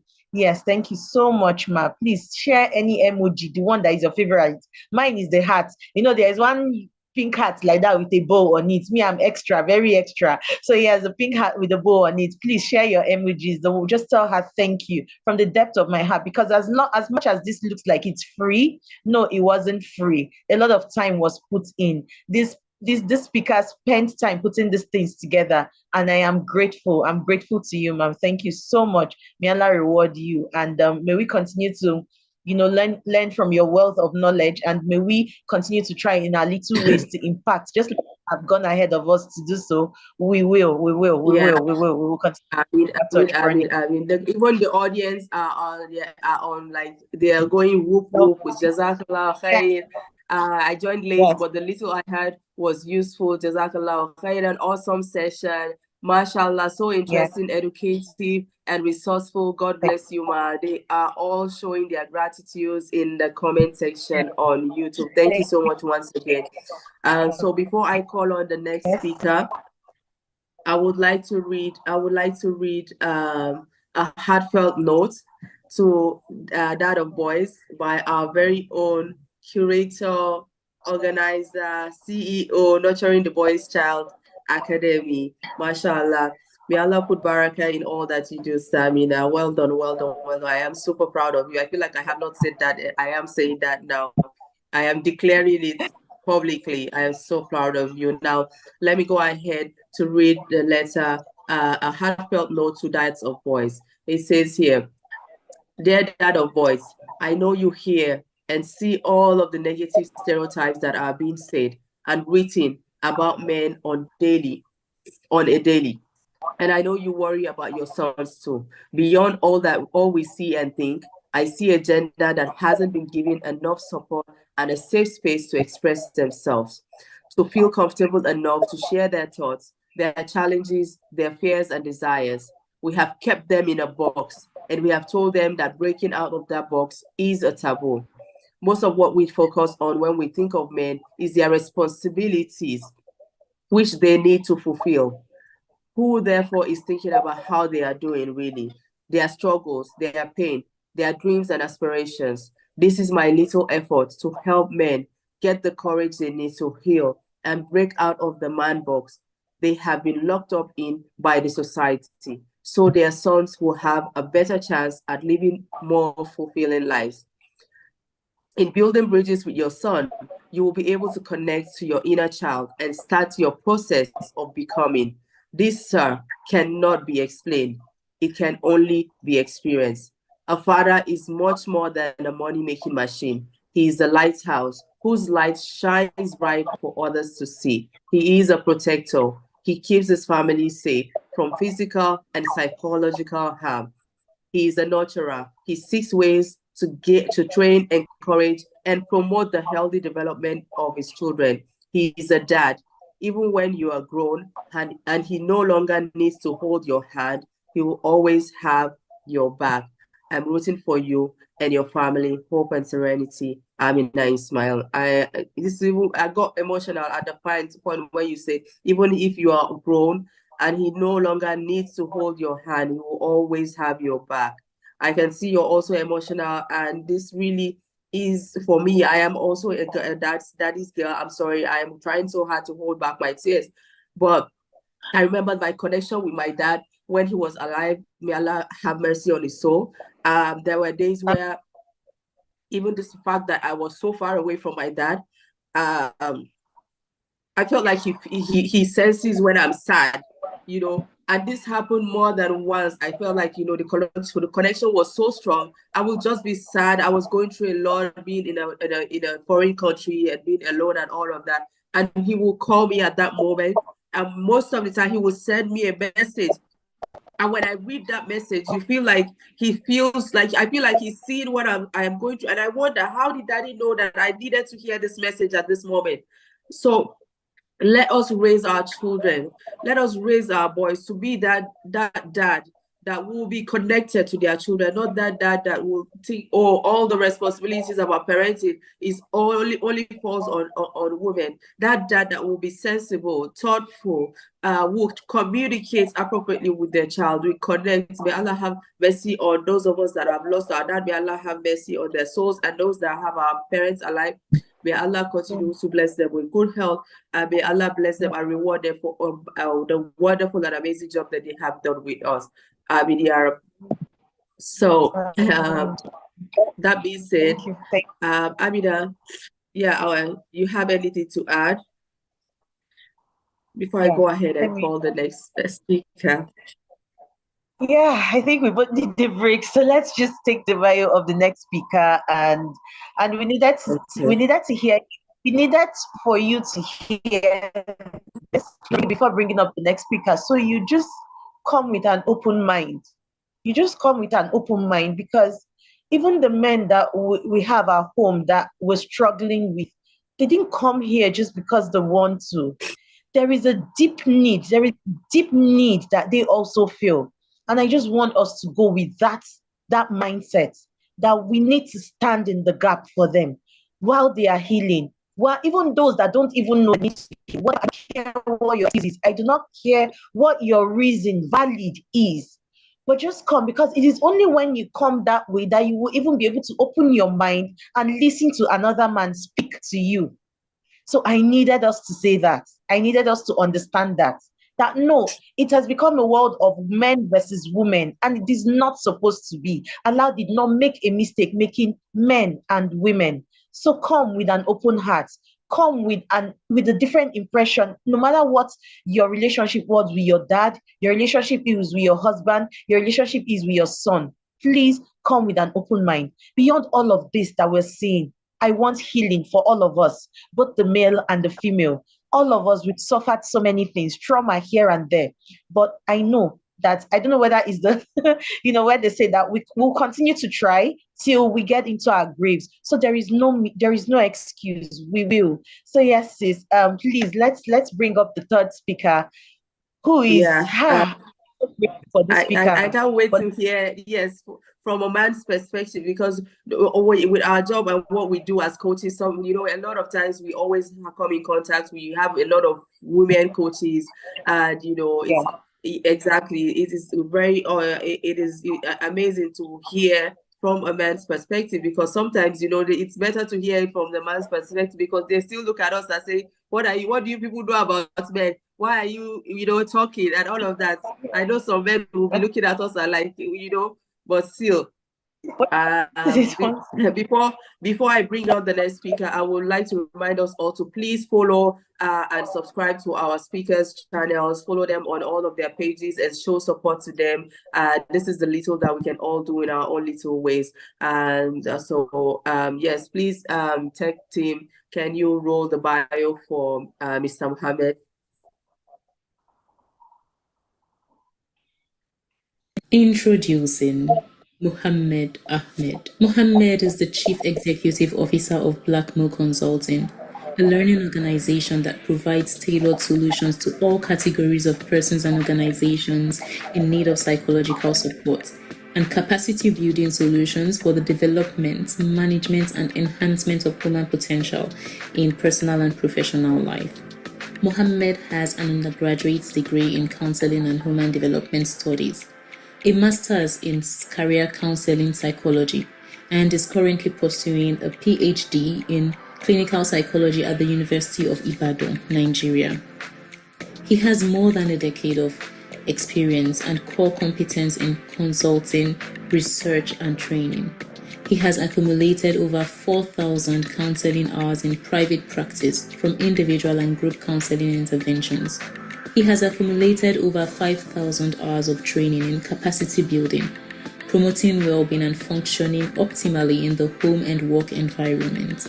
He is a full member of the Counseling Association of Nigeria, an affiliate member of the American Psychological Association, a founding member of Positive Psychology Association of Nigeria, and currently serves as Publicity Secretary of the Positive Psychology Association of Nigeria. He was a consultant on the Horrid Child Project, an African perspective towards understanding childhood development in Africa. Also, he is the director of Youth Mental Health Asido Foundation. Mentor Mo currently champions the Wellbeing Station, a safe and hybrid support community for discussing, addressing, and providing pragmatic solutions to the everyday struggles men go through in their life trajectory. Mohammed is happily married and blessed with a daughter. You can meet him on all social media platforms as Mohammed Ahmed. Ladies and gentlemen, let's extend a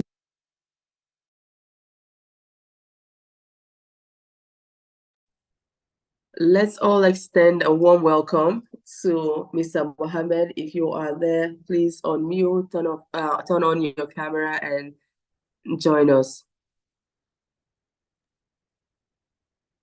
Assalamu alaikum wa Walaikum assalam wa rahmatullahi wa barakatuh. It's a pleasure having you here, Sal. You're welcome to this conference. We had to leave the best for the I what did they say? But your voice is not up to them, but I don't know really, as they will call. So thank you for joining us, and we look forward to having the amazing discussion and a conversation with you. We look forward to hearing with all of your insights, which we know that it's going to impact and inspire a lot of us watching right now, especially our men. They need to hear from you. Alhamdulillah, thank you for giving me the opportunity to be part of this engagement. I am honored. I want to acknowledge the presence of the first and second speaker, Sister Sumaya. I've always been a fan. I love your points. Yes. And Sister Amina,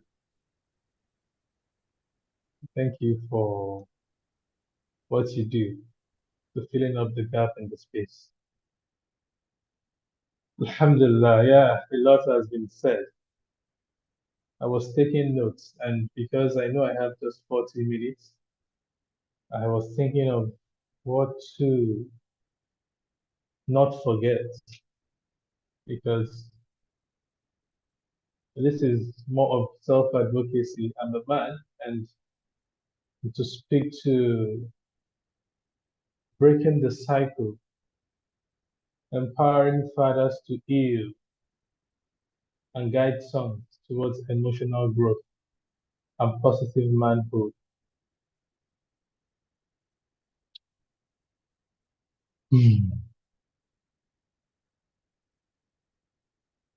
You know, looking at the preamble and the backgrounds given by the first two speakers,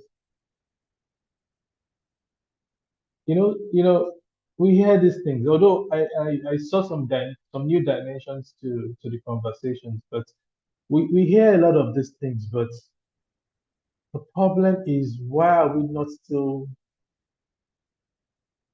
finding the willpower to actually make things happen? Who is ready to sacrifice for the boy child? Is it in the present day where we have couples competing with one another rather than collaborating? It's about struggle for superiority. It's about struggle for time. It's about couples are selfish. And I'm sorry, before I even continue, I want to say something to that. there's a concept called generativity versus stagnation. And as a career development expert, I need to speak to this. Do you know why couples are seriously competing? Beyond the fact that the cultural dimension of women wanting to fight back because they have suffered or they've seen their parents suffer in marriages and the current challenges of economic struggle, there's a deep-seated psychological deficit. If you as an adult, and I mean, say 25, let's even put it at 30, let's put it at the establishment phase of career development. That's between, say, 35 and say 50. If you're within that phase of your life and you're still so worried about yourself, or you're still so scared that you haven't found your feet, naturally, you might start to suffer stagnation. Because at that stage, expectedly, you are meant to be thinking beyond self. That's why we call it generativity. You're meant to be thinking of the future generation. We're meant to think of your offspring. Ideally, that's the time when you should have families. You know, you're meant to be thinking of giving back to the society. But these things do not happen because the way we've grown up through childhood, especially with what we see these days, hurrying ourselves, growing up prematurely, we have not had the opportunity to find meaningfulness, to connect with our core, whether as a man or as a woman. So it's all about achievement. But you get to a point where the achievement does not, it reaches a point of diminishing returns. So that achievement does not really add any value significantly to your well-being and to your sense of self. And that's where you start to look around for meaning, Because it's beyond just going to work, it's beyond just the role you have, it's beyond just the status quo. You can imagine a man who has done well for himself in the place of work. He has a family, living comfortably, and he still feels threatened by his wife's achievement or by his wife's yearning to grow.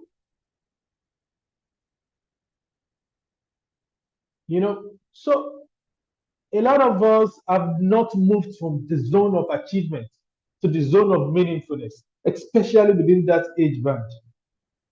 We are still struggling towards just achievement. And achievement would only matter for a while because to an extent it's perceived as tangible, as materialistic. So what are those things we do currently in the present day that bring meaning to our lives? Because regardless of how much solutions we give, if we do not do a critical self-appraisal of why these things still persist, we'll just continue to advocate and advocate and advocate, and we'll come to just realizing that nothing is changing. And I'm happy with the background Sister Amina gave us to why is it a concern that we're focusing on the boy child.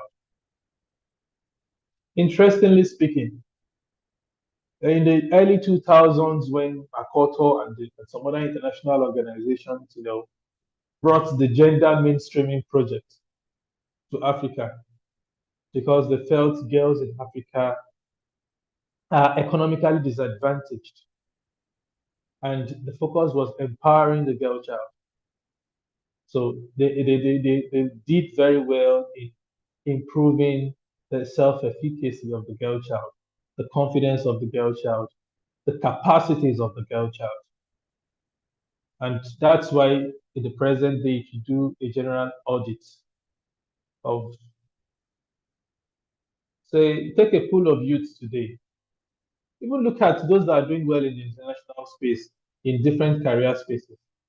Women are doing very much well than men. Yes. whether in Africa or abroad. So the boy child is actually endangered because a child that has suffered adverse childhood experiences, from neglect to abuse to information overload to emotional overload,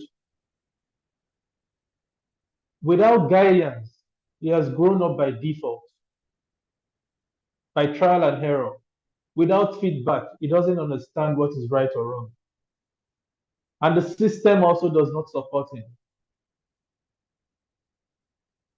That same boy child, interestingly, for boys, they start exhibiting, maladaptive behaviors very early enough, especially between mid-adolescence to late adolescence. Once the critical learning points have been missed, you start seeing externalizing behavioral patterns in boys, no matter how shy the boy is. You start seeing some passive aggressive tendencies, you start seeing some destructive tendencies, you start seeing some extreme behaviors, and you begin to wonder, why is this happening now? If you're not careful, you mirror it to the fact that it's just adolescence and exposure to peer pressure and what to do. But then, if you look deep down, it's a function of what the first 5-7 years of that boy child has been like. And what coping strategies, what support systems are available to that boy child at that present phase of his life. Interestingly, the female child that has also suffered similar, most often time internalizes them. And they display these things after marriage, because there's a tendency for re-traumatization to occur or transference to occur when they marry and they start to see or mirror behaviors that have, happened in their traumatic past in their partner, even though sometimes situations might not be similar, but they would come from a place of hypervigilance. That's what the trauma has taught them to do. They come from a place of suspicion. They start to make assumptions. Then you now start them exhibiting those things they've kept silently over the years. So the boy child, who is ready to make the sacrifice?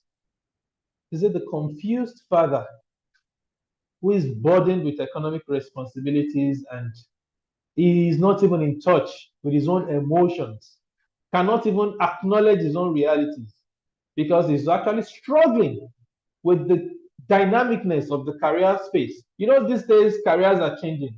So even men are sometimes scared of losing their jobs, because a lot of men today have taken their jobs as coping mechanisms outside family because they failed at the forefront. Is it that man that is burdened with a lot of responsibilities across board outside his immediate family? Is it that man that is pressured by vices in the society, including side chicks, who have rather genuine interests or probably need support from men they deem as responsible?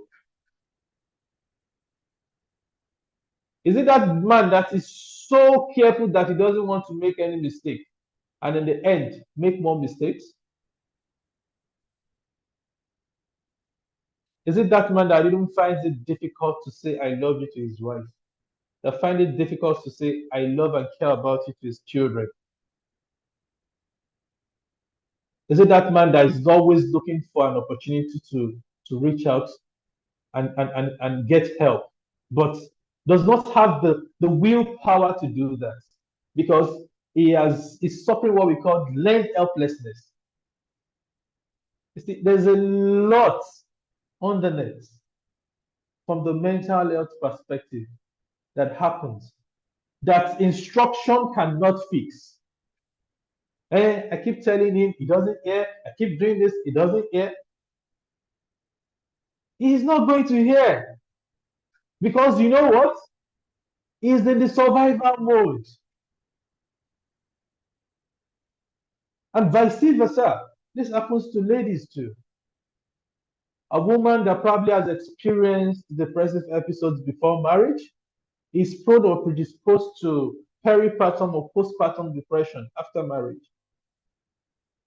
To hard it up, if that woman sacrifices her early years to childbearing and for some reasons have not meaningfully engaged herself while still growing the children, she feels stuck if the husband does not connect with her, if the husband does not help her grow, if he doesn't show the support and the appreciation and the reassurance. That same woman will build those baggages across board. And when she starts to react, yes, she would react. When she's at the tipping point, when the elastic limit has been reached,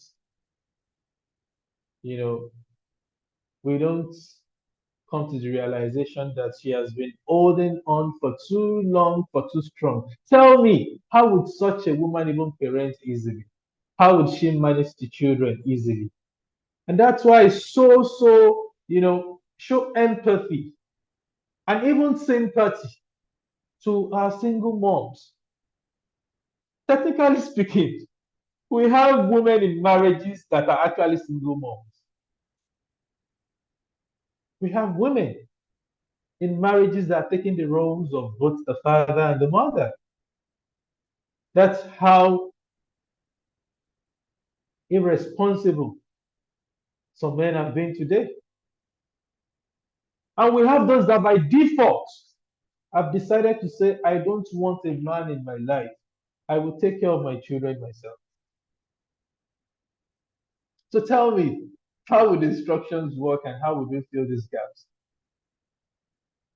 Beyond the fact that we still have some few role models as men, and more importantly, father figures. Because the truth is, imagine a young widow growing up with a male child, obviously does not have a husband or even a single parent, like a single mother, like you say, does not have a father in the home. It's the father figure that we look into. But look at how the extended family system has been disintegrated today. The group mind principle isn't there.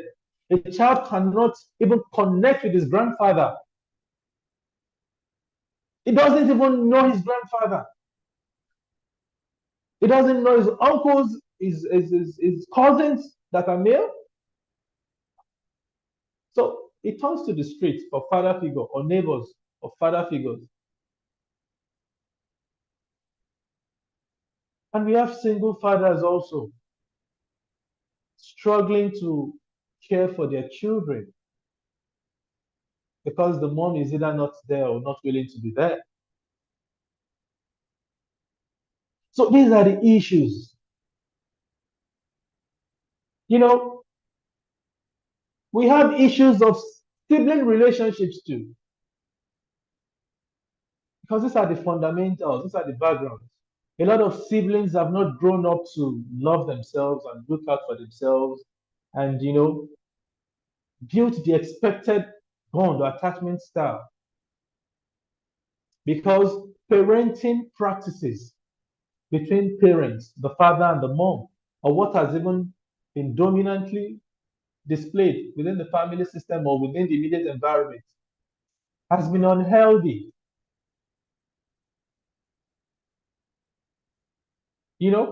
So no matter how much we want to just take it with levity, the quality of relationship between siblings is actually critical to this conversation also.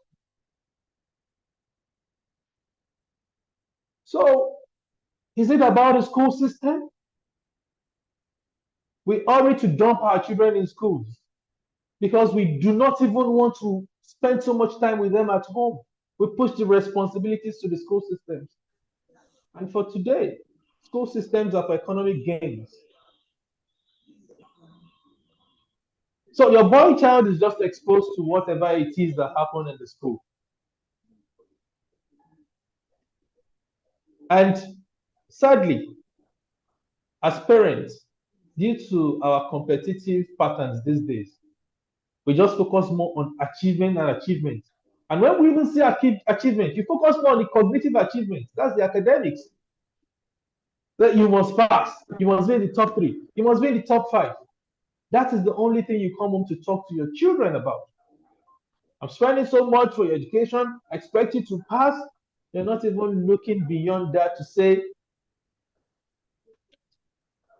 how career mature is my boy child becoming? Is the boy child? Is the boy child at, please could you mute your mic, please, Sister Jamila? Okay. Sister Jamila. Jazakallah khair. So, you know, we need to sit down and ask ourselves what our priorities are. And that's why in the present day, premarital counseling sessions are very topical, are very critical. A lot of men do not understand what fatherhood is all about. A lot of men do not even understand that once their wives are pregnant, they also become pregnant fathers. And that taking care of the families starts at that point. As a matter of fact, the moment the woman takes in and starts to exhibit, you know, some behaviors that are probably not so normal in the eyes of the man, because he doesn't understand. He just disregards her and leaves her to her problems. All through pregnancy into childbirth and what have you. And you know, the sad part is, at the moment this man realizes that I have messed up, I have so messed up, he does not still also have the capacity to be authentic enough to be vulnerable with himself, because he hasn't learned the mechanisms to process his emotions, to be vulnerable.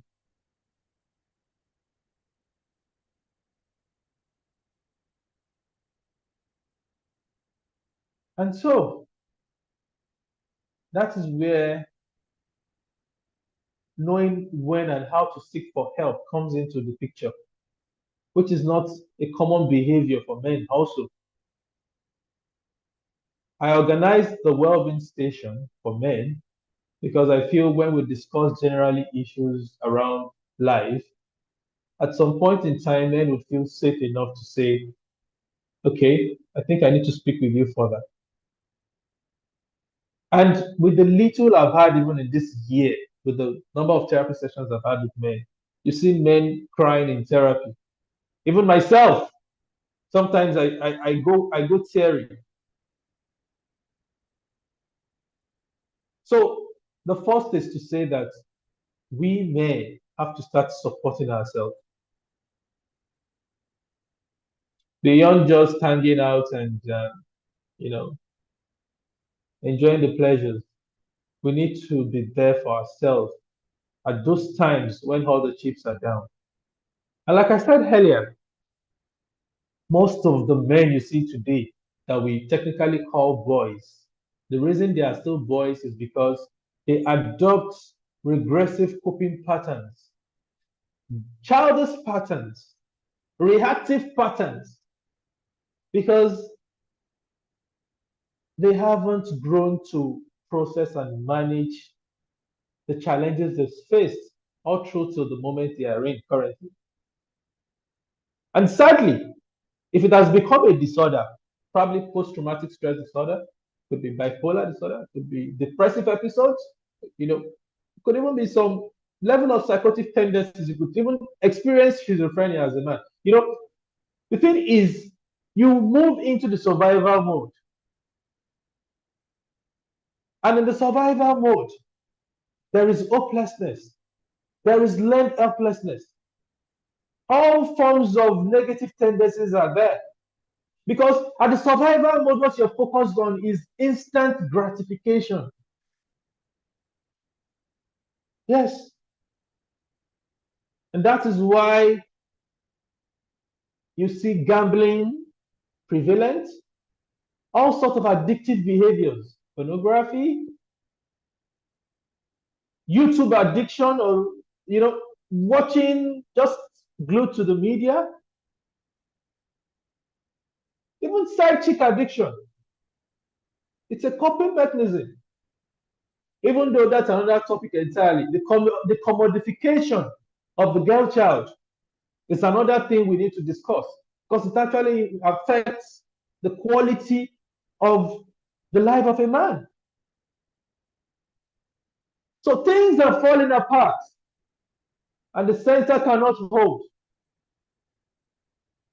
But regardless of all the situations, we are still positive, we are still hopeful, we are still optimistic. We still believe that with the very few, we can still champion a change in repositioning the boy child. A lot of productive youths are in prison. If you go to prisons today, if you do visitations to prisons, you will pity the boy child.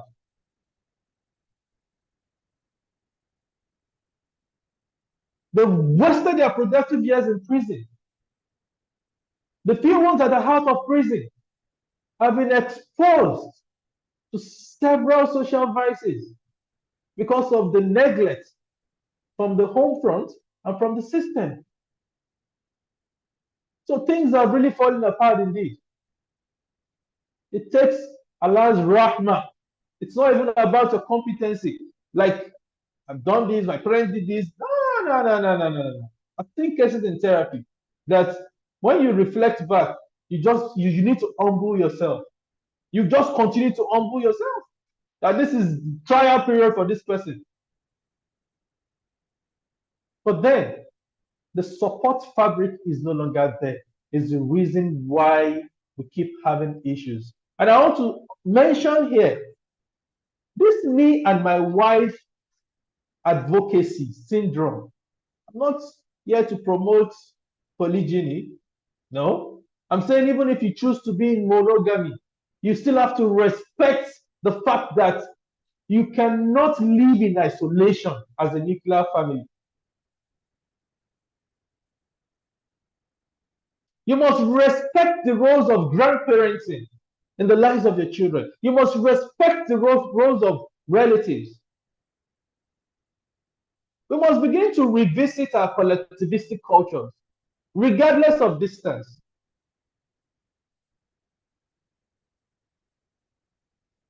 Because as humans, we are social animals.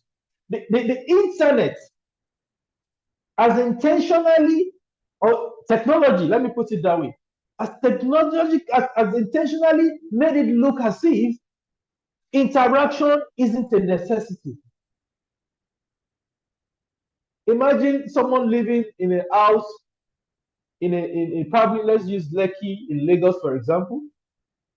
You move into the estate locks their gates. You move into your compound, you lock your gate. You move into your apartment, you lock your gate. You now get into your own house. Your child goes into his or her own quarters, locks her gate, enters her room, locks the door to her room. Subhanallah. This is what we have in different homes today. And if we even say that is for the elites, come to the low class also. You see all sorts of exposures, unhealthy exposures that these children are experiencing. So at what point do we attain moderation? Moderation, at what point? Yes, it is subjective, but at what point do we understand that we need to constantly find that balance? because it's not going to disappear. It's going to come back to us. Initially, when they were mainstreaming the girl child, ladies were empowered, they were happy, a lot of women were championing it. It was like a wave, a feminist wave movement. It was an opportunity for feminism to thrive. They had forgotten that it is this same girl child that would marry the neglected boy child.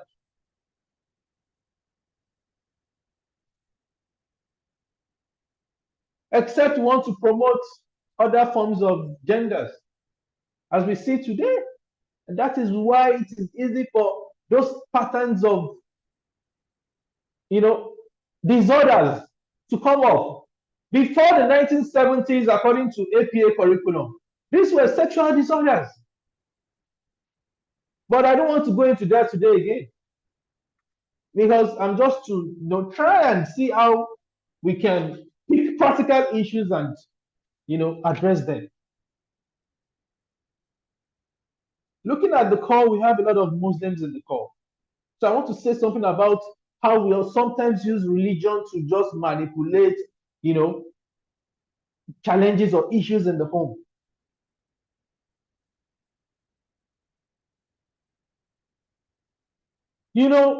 A man has a right over his wife, and vice versa. The woman has a right over her husband and the children also. Are we fulfilling these rights? Within what context?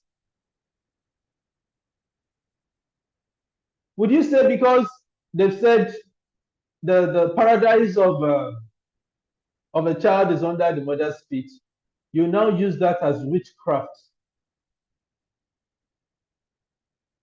to abuse the rights of your child? Or would you say as a man, because they've said Allah has placed you above your spouse to protect and care, that you want to just authoritatively or abuse their rights? Let's reflect on moderation. Sadly, by the time a man is 50, moving towards decline in his career path, it's either integrity or desperation, despair. And what is it that brings integrity, if not for the fact that you reflect on your life and you look at how far you've come and how much impact in fact, the appraisal of you at that stage of your life is a function of what emanates around you. A lot of men in vegetative states today suffered mental health conditions, have been neglected by their families, by their children, were primarily they were the causal factors towards this event. I've seen a lot of families, especially in abroad. The man is now 60, he can't even associate with his children.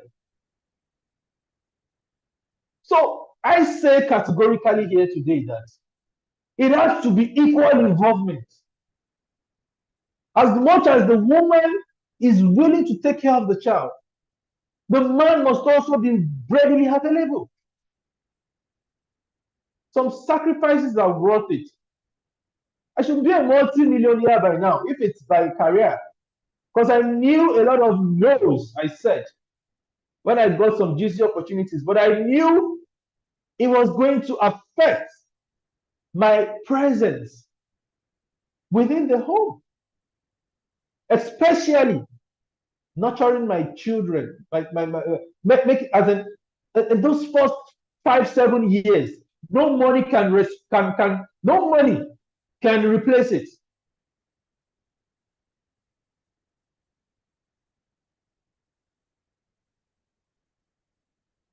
So no matter how superhuman you are, you can't do it alone. You can't fill certain gaps. You can't. And that's why if you're a single mom by default and it's not your choice, ensure there's a father figure, someone you can to an extent trust, that your son can look up to. Could be a guardian in the school, could be a an uncle, be a relative, could be their grandfather or his grandfather. That connection has to be established. Because the kind of self-worth, the kind of sense of self a boy perceives getting a feedback from an higher male authority is quite strong than from what he gets from the female gender. So please, to break this circle, yes, the preventive and the remedial. We have to focus more on the preventive. And for us to start revisiting how to do things right. And I have said it, stop rushing your children to grow up fast too soon. Where are they rushing to? If a fetus is not 9 months yet, that fetus is termed premature. It is incubated because at that phase of development, certain expectations must be met. So why are you rushing your children? Why are you exposing them unnecessarily to media above their age? Why are you indulging them? Because it distracts them from focusing on what matters. Why are we now complaining about domesticating the boy child? Why should we talk about domesticating the boy child today?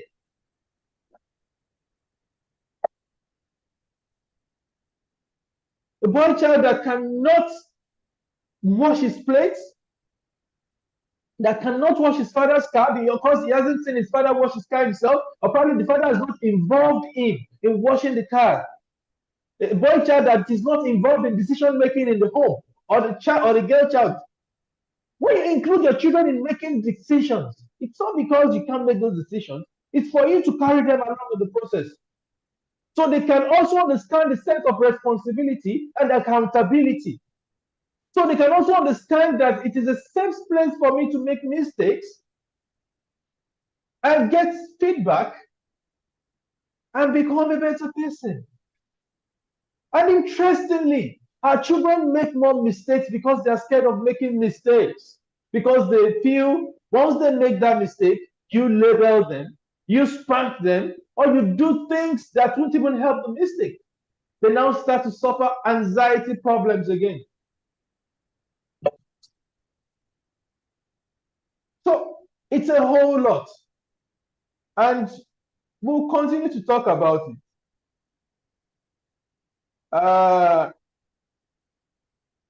I don't want to miss some points.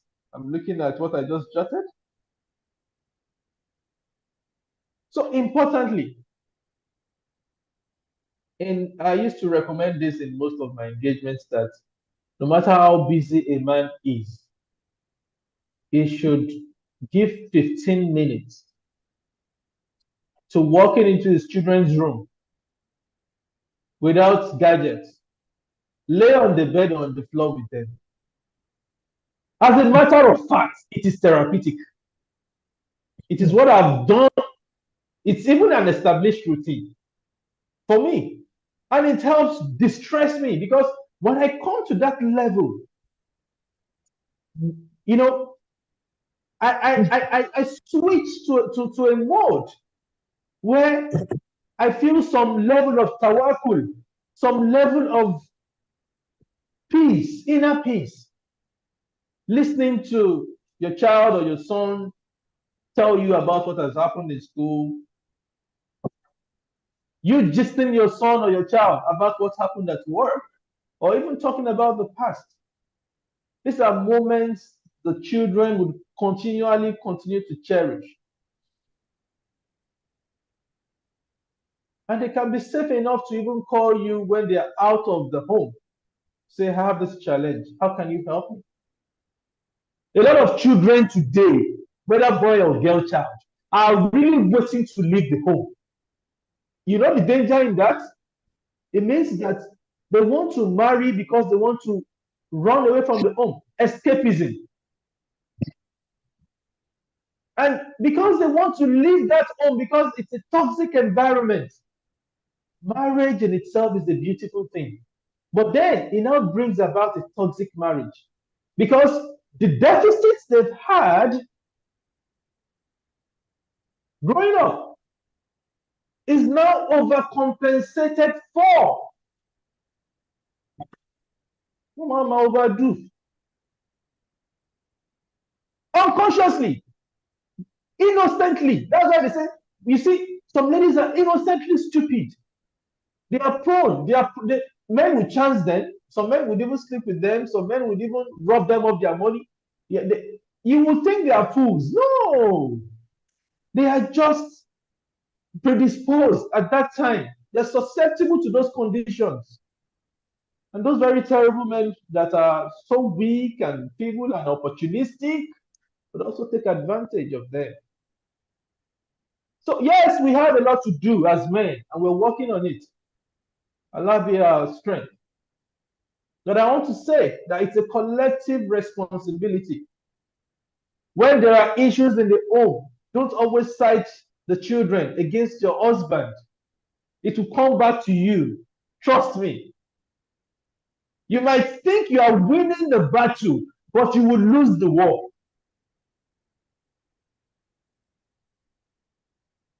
So in as much as possible, have the conversations in such a way that you enforce accountability in the children.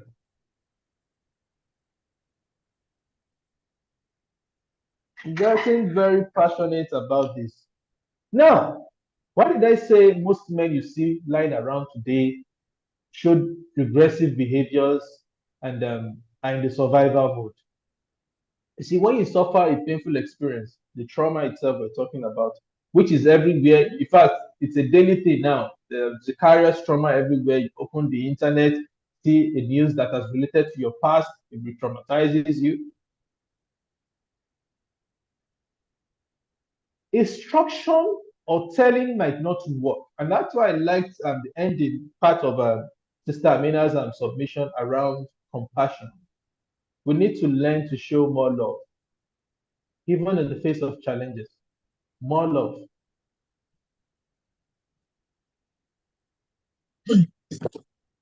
Before correcting your boy child or your girl child, how much compassion have you shown to their struggles? How much? How much compassion?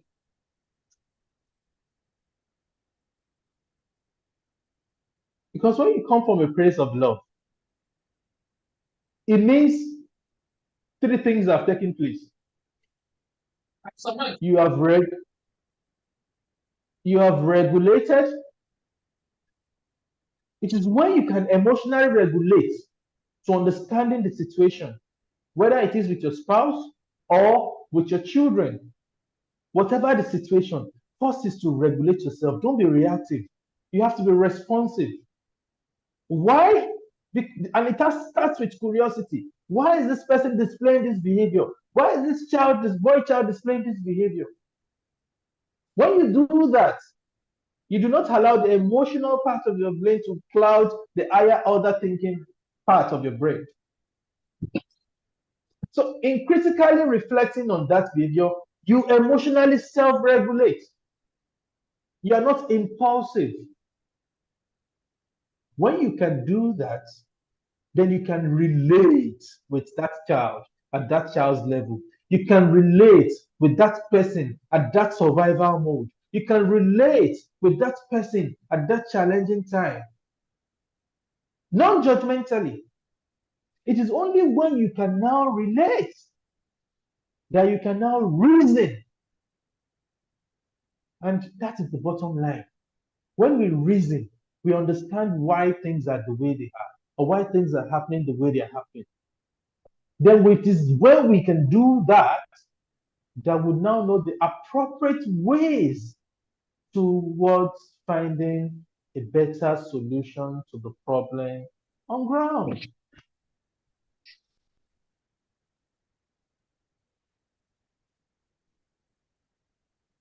There's so much to talk about. Still so much I've not spoken about, but I'm conscious of time. So at this point, I don't know if I've actually addressed the topic because I still see a lot of list here, But a lot of things that I would have also, weighed in on, Sister Sumaya and Sister Amina talked about them. So I didn't want to be repetitive in certain areas, So the bottom line is this. Let me end by saying that, let me end as a positive psychologist. Yes. In our journey towards becoming our authentic selves as men, we must be self-determined. And self-determination is centered around three things, according to some theories: competence, relatedness, and autonomy. You see a lot of mommy's boys that you see around, even as adults, they can't still be self-reliant. They are still mommy's boys. They're still simping. When a man denigrates his masculine energies, it pisses the woman off. That's what we don't even understand. The woman wants to see your masculine strength in a positive, healthy manner displayed, that you're in charge, that you're in control. That is what turns the woman on. That's what boosts a sexual attraction towards you, not you simping. If you are a woman and you have a problem with positive masculine energies, you need to seek for help. There's something that's been wrong somewhere. So a man must be autonomous. And that's why the father must role model behaviors to his boy child on knowing how and when to seek for help and knowing when to take decisions by his or herself. More importantly is to stand by those decisions, take responsibilities for his actions and inactions, and be accountable. The father must make the boy child understand that life is not going to be smooth. You would make those mistakes, but how do you now, bounce back? How do you now face those mistakes? Those are the conversations our fathers are not having with us today. And those are the conversations we had back then in the traditional days, when we would have the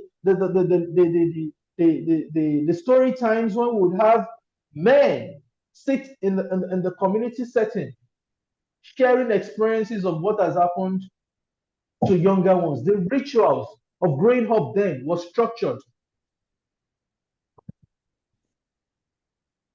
So the reason we keep clamoring domesticating the boy child these days is just because the boy child is not well accountable. He doesn't connect himself with the family. He believes supporting the home isn't his duty. And it's because of the neglect. You leave him to play game from morning till night. The food is ready, the house self washes his clothes. He doesn't even do anything. He suffers entitlement dependent syndrome. How do you expect the boy child to function? So let us start reflecting. I want all men on call to reflect critically and to even have reflection times with their children. Please, 15 minutes. I always encourage and say this every day, whether virtually or physically. Connect with your child or your children. So a man must be self-determined. And the part of competence is key. A man's level of self-esteem is seriously a function of the sense of achievement. Yes, I'm being sincere here now. For women, it's always around the quality of their social relationships. It's just because things have changed today, we now see the competition and all that. So for a man, he must be able to say, this is what I've been able to do. This is what I've been able, even as a boy child, maybe you constructed something in the home. And that's why I encourage outdoor activities a lot. Go camping, go hiking, we have a lot of tourist centers, resorts, where you can engage in physical, practical activities. You know what? The boy child is suffering on both ends. He's suffering boredom. Boredom. Boredom is when there's inactivity. The boy child is seriously suffering that. And that itself is a mental health challenge. It leads to negative stress. On the other end, because there's inactivity, he now predisposes himself to immediate or instant gratification in other addictive behaviors he or she can, work on. So ask yourself within your home, what have you been doing for your boy child? Have you tried reconstructing some things together in the house? Have you tried replacing things? Very little things that you might not think are important. You must carry your boy child along. Can he change the tires? Can he clean? Those little things. It could even be you even buying animals into the house to say, this is your responsibility. You have to take care of this animal, this rabbit, this cow, this ram, these chickens, you take care of them. You must survive. This is your routine. It could even be you buying a potted plant to say, oh, I want this. So, there's a lot you can do. There's so much you can do to building the habit of responsibility for the boy child. But these things would never work if the relationship between the husband and the wife is truncated.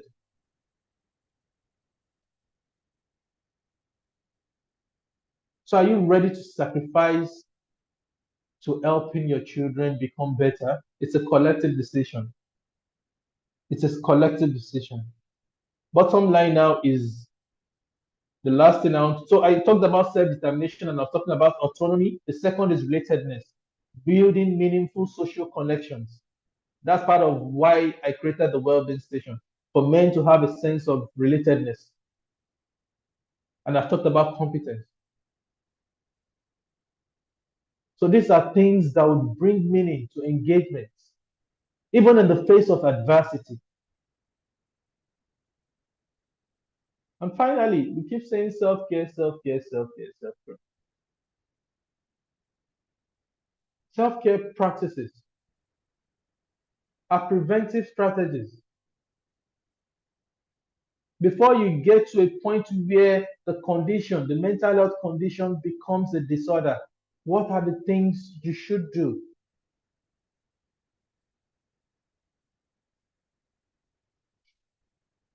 Seeking for professional help, helping your son get professional help.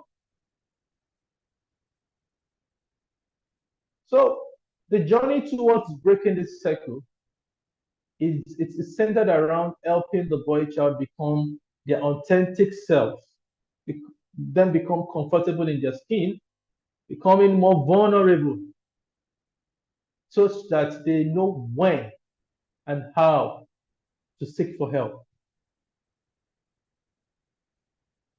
The first step to change in attitude is self-awareness. And to be self-aware, you must be at another level of self-rediscovery. And need I say here, for a lot of men you see out there who are incorrigible, who are not willing to come to the realization that they have a problem. Because that is what we have commonly spread out. Men saying they don't have problems, men denying the fact that they need to seek for help.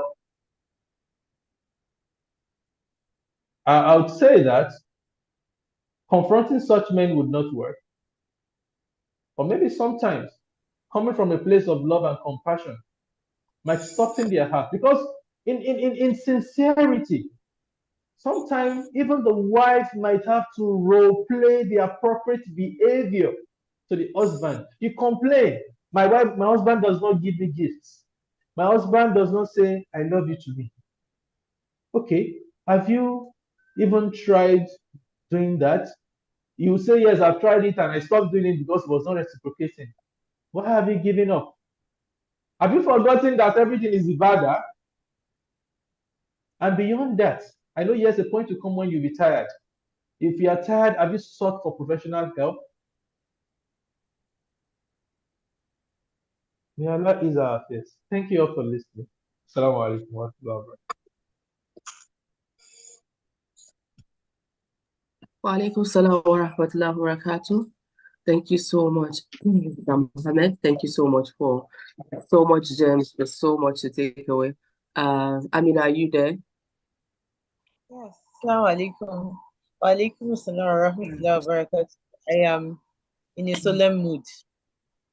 Yeah. This was So much yes, real talk, right? Yeah. so much It's just unfiltered, yeah. unfiltered, just as it is, very, very real.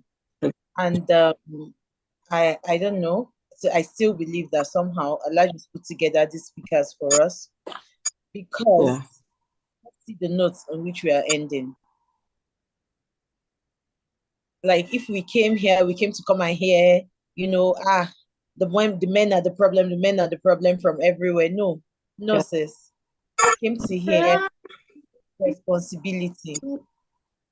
We came to hear take responsibility. We came to hear that you have a role to play, irrespective of what you have gone through. We came to hear that we cannot do it alone. We came to hear that we need to be compassionate. We have been told, are we going to do it? Are we going to go back to complaining? We came to hear that who actually is ready to sacrifice for the boy child, because a lot of sacrifice is involved. Can you take a break from looking at your own wounds and see that that son that you have been given to as an amana, as a gift, as a trust, is bleeding too? This one is as in, even me, all my feathers are gone. Everything, I am bare, but I am grateful. Yeah. Sometimes we need this real hard talk for us to wake up. For us to wake up, we can sit in all our feminist groups and be here getting charged up with things that they tell us. But in the end, if we do not hear these real things and internalize them, it will keep going round in a circle with no change. Sure. Sure. Thank you. Sure, sis. Yeah. My own Arole is here, so I apologize for the distraction. At least we had a peaceful moment. He has tried. Yes. Oh, he has tried. Actually. Yes, sir. So thank you. Do you have any? Okay. Don't worry. Just go ahead. Let's know, sisters. Let's know whoever has questions. Please send in your questions. But I took notes. I took so many things. But the one thing I heard all three speakers say was the role of community, the role of this me, myself, and I, me and my family. It's not been beneficial. And we have adopted something that isn't even ours originally. And so we are adopting the headaches, we're adopting all of the problems that come with it. And we have no idea of how to solve them. So can we start to reach out? It's funny, it's difficult, but it has to be done. You can imagine you are not even in good terms with your siblings. How do you want to start to tell your son that, okay, or your daughter, he needs to have a relationship with his cousins? So we have a lot of work to do. It is beyond us. And that's one of the things that keeps me up at night. And I'm like, what will I say in front of my Lord that I have done? What sacrifice did I make? And I'm throwing that question to you, sis, to any brother listening. What sacrifice have you made? What sacrifice are you willing to make? Please, let's have, if you have comments, I don't know who can you see the YouTube? Can you see YouTube? I can't see YouTube right now. Yes. In fact, my operator is here distracting me. Yeah, I don't even know how he closed. Okay, I think I can see the comments now. Yes. He What are your takeaways? He just closed the comment section. Oh, my takeaways are, one of my biggest is when he talked about, emotional regulation, and the importance of emotional regulation.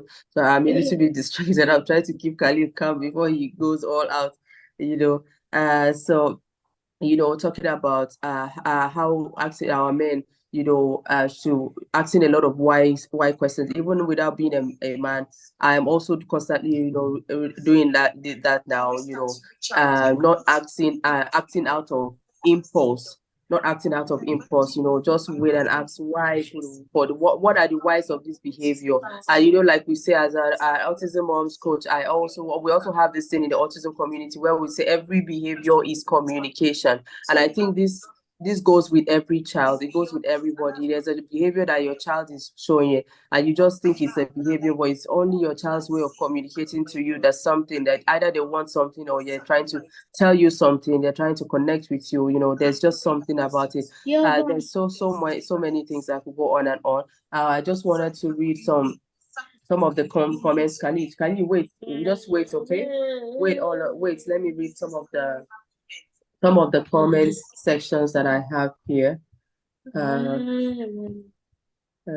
Okay, yeah. So somebody said this is the second time participating in a counseling session with Brother Mohammed.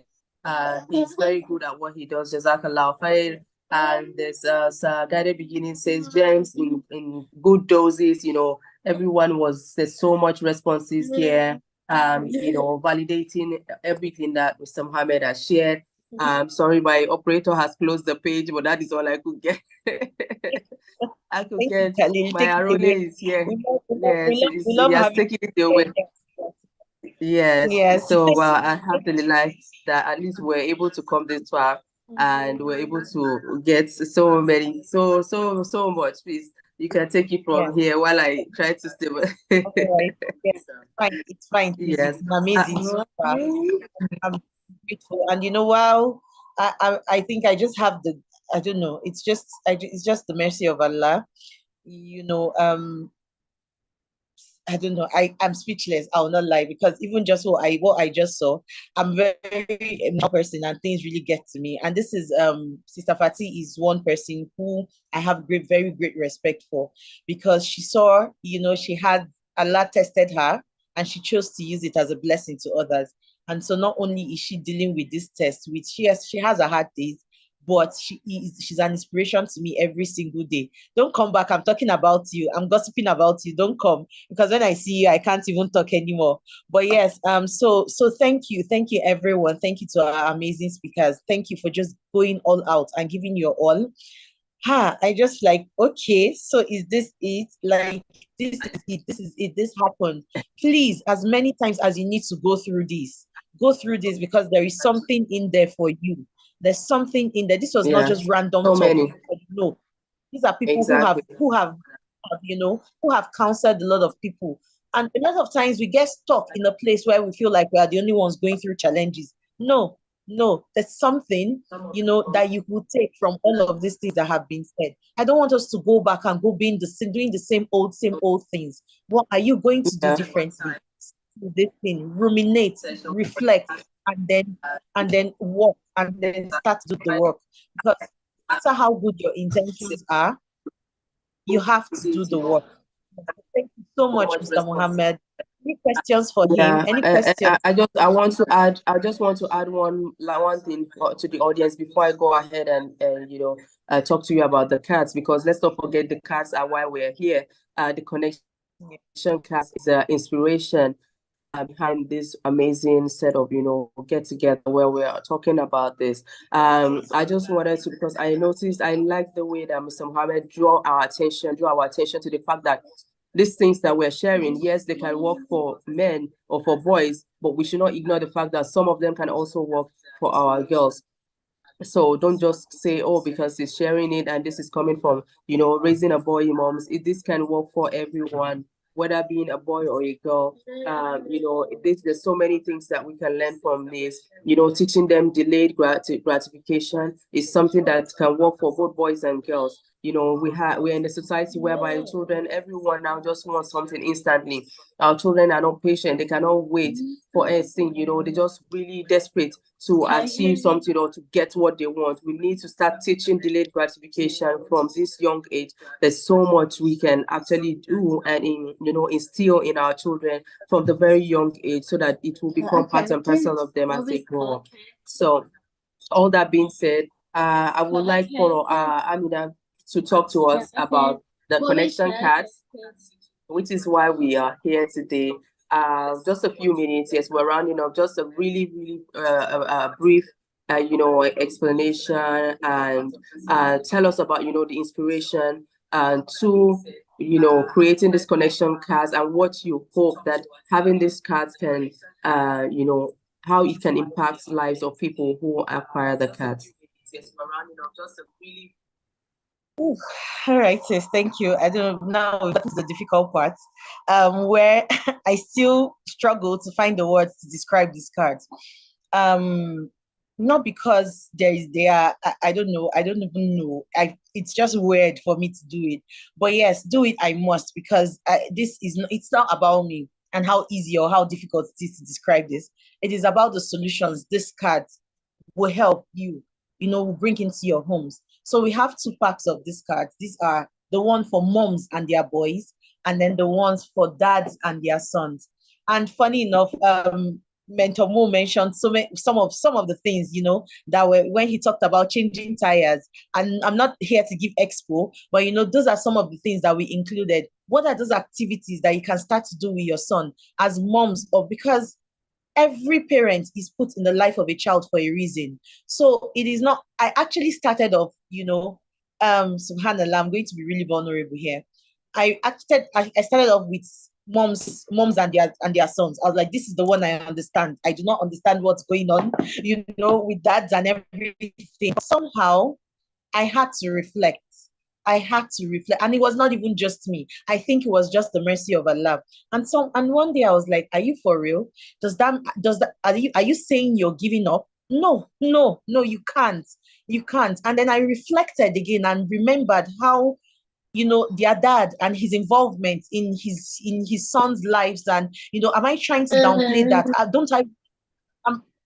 Father to learn from it? And I told myself no. And then I remembered my own father and how much he poured into us, and how he has helped us even today when he's sick, and he's even able to sometimes even remember who exactly he's talking to.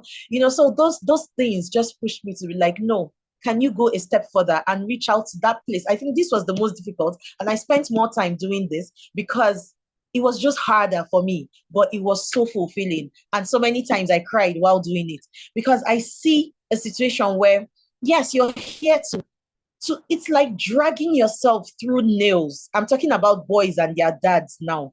So a man is taking this card. He is finding it so difficult because, number one, not only was it difficult for him, like nobody ever did that with him. Number two, he is faced with the burden of, you heard what Mentor Mo said, a burden of so many things, financial, psychological, uncertainties. We're living in Tinubu era, and even the world generally is just bleeding. See what's going on with our brothers and sisters in Palestine, and just so many difficult things. And so men are burdened with these things. Everybody, but most especially men, because they are our protectors. And so he's dragging himself and saying, no matter what it is I'm going through, I want to be able to still do something outside of myself and connect with my son. And while he picks one every day, he is struggling. He's struggling to even smile, because really, what's there to smile about? But he's doing it, and he does one, because there are 30 cards here, and he does one each day, and he does it. And by, I don't know what day, but I have visions of these things in my head. Like by the 10th day, he's looking forward to doing it, subhanallah. He's looking forward to that time. He sees it as that safe time for him, not just to connect with his son, but he's seen that it's even bringing joy. Yes, that's it, planting. So he's finding some form of happiness in it. And what is it that we're living for, if not to take little moments of happiness and relish in it? So this is why these cards are made. So mothers, I will not lie to you, it is your jobs to get these cards for your husbands. And this is part of your responsibility, saying that, I am here to hold space for the men in my life. I am here to hold space. You might not even understand what it means, but be a place where, when your son has enjoyed doing those tasks with you, the mom, he texts his dad, the one with his dad, and he's like, Daddy, can we do this? So he does it day one. Maybe he even gets like, I don't have time for this, I have a meeting or something. And then tomorrow he comes again. And then next nudge him, tell him, don't worry, don't give up hope. You just you're teaching your son resilience, and then you're telling him to go and try again. Wallahi, I just see so many homes getting healed. It just looks like a pack of cards. It just looks like something that you can just push to one. I'm actually seeing it. I'm actually seeing it in a different perspective also, sis. I'm seeing it also as a way of connecting, husband and wives together. I'm seeing us, doing things interchangeably. Mom is doing her thing, dad is doing that thing. I'm seeing it as a way of, bringing our men on board, working as a team. There's so many ways we can look at it. Yes. So okay, maybe I should just find one. Maybe I should just find one of them and read out, so you understand, how it goes. The kind of task, yes. The kind of task. Okay, so let me see. Okay, so let me see. Okay, this one is funny. This one always makes me laugh. Okay, so there's one of teaching car basics, which is what Mentor Mo was talking about just making it fun. It doesn't have to be that serious thing. And this one of rough. I was like, okay, create WWE in your living. So if you know wrestlers, the John Cena's of our time, and what is this other one? This black man, all of those Hulk guys.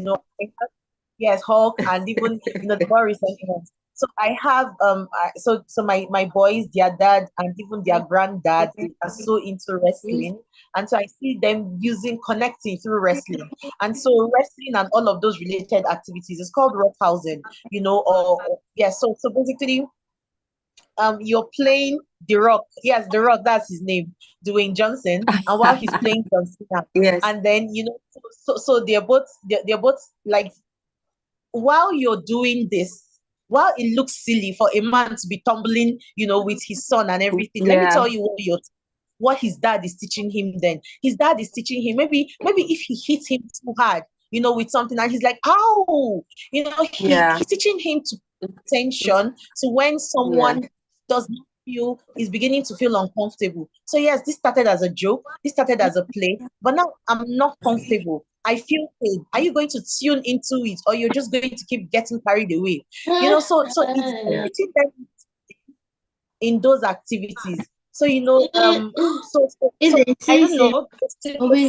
There are 30 of them, and there's one for every day. And just to leave you with the card, we're going to have a where I'm going to hold your hand for that 30 days, and then we take one card a day. So obviously we're going to prepare for it, because the one like there's one like be fun scientist. You're going to use things. Yes, most of it as things that you can get in your pantry and stuff, but some of it you may need to buy things in advance. Nothing so expensive, but just something. So we'll prepare for it. Then Mentor has to go. Yes, Jazakallah. Let's bid him farewell. Thank you so much, Mr. Mohammed. Thank you once again. May Allah reward you and all of the speakers. We're also rounding up now. So lastly, how do we get the cards? For those that want to get the cards that are joining us from YouTube, how do they get the cards? You can check for the link to follow Sister Amina and myself on all our social media platforms. Yes, and you can reach out to any one of us.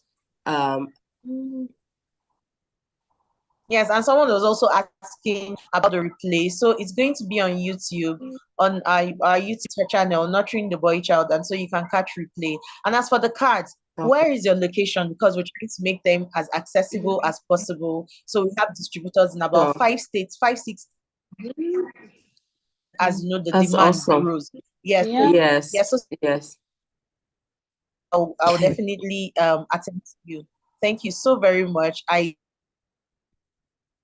just feel like my heart is full. I started with saying my heart is full, but I'm ending with my heart is full. So this is I'm just going to have to take to say thank you to the team. Okay. I don't know which of my team members have been Mr. Fatih here. Everyone. So Halima, can you put all your is Hamida here? So I've had so many teachers, and while a lot of us sometimes wait till we have things figured out, I have learned that Allah gives you what you need at that point to just move. And so the voiceover, the beautiful voiceover we just saw, the speakers, the bios, in the bio of the speakers that was read, was done by my very own sister. Another sister is managing, the IT aspect of all of this. Another sister did me. I have Sister Fati here. So I want us to come to a place. I'm saying this to bring us to this where a lot of times we complain of what we have, forget that we have a lot. So what is that thing that Allah has put in your hands that you can use to make the situation better? It's easy to, but is it really about the money? So yeah, so where are my people? Where are my team members? Where is Halima? Where is Hamidat? And if you don't come, we'll come and find you. Yes, thank you. So this is our tech guru. She has been behind the scenes, managing everything, So, and I am so grateful. I don't know if Hamidat is here. She's also played a huge role. My little brother too. My other sister to Rukia, and everybody has just been hands-on. And this is me saying that I am not a superwoman. I reach out and ask for help, and you should do that, because when it comes to parenting, it takes a village. So do not sit and think, okay, there's a medal that is going to be given to you for doing everything on your own. No, it doesn't work. Please be humble enough to reach out for help, and you'll find that Allah will always send people to help you. Thank you so much, Sister Fati. I don't know. I want to share. There's a comment. I don't want us to miss. Just quickly on YouTube, Guided Beginning says, I am seeing Rasul Sallallahu Alaihi Wasallam on all fours, and Hassan and Hussein climbing on his back with him, saying, you are the best of riders and you have the best of rides. MashaAllah. If the Rasul can, our dads can, inshallah. This is beautiful. Thank you, Guided Beginning. If the Rasul can, our dad can. Like, I actually do have us right them, because these are things that help you to connect, and these are things that will help even the father to just loosen up and just let go of stress. I say that playtime with your children is free therapy session for you, honestly. Like, you don't have to pay a dime. Yes, you're going to be so relieved of a lot of stress that comes from outside, that comes from the workplace and everywhere. So thank you so much, guys, for sharing. So yeah, are there any question? Are there any comments? Anything? If not, all humility. Yeah. But did you have anything that you'd want? Let's even see Darlene's face. No, there's nothing else. He's here dragging with me. He wants the gadget as always. But yes, he doesn't want to see the comment section. But I don't have anything. I think I've shared so much already. And yes, just to say Jazakallah one more time. Thank you everyone for all of everyone who took time. The turn up was amazing. Like on YouTube, thank you so much. Some people were there from the beginning till the end. Jazakallah. May Allah reward every one of us. May Allah reward us all. May Allah guide and protect us. May Allah help us to raise and nurture our children to be the best of their peers, inshallah. And I'm so proud of you. Amina, I'm super proud of you. We will continue to have this conversation, but right now let's release everyone so that we can continue our chit chat behind the scenes. Thank you everyone once again. Do enjoy the rest of your weekend. Assalamu alaikum warahmatullahi wabarakatuh. Yes, bye-bye.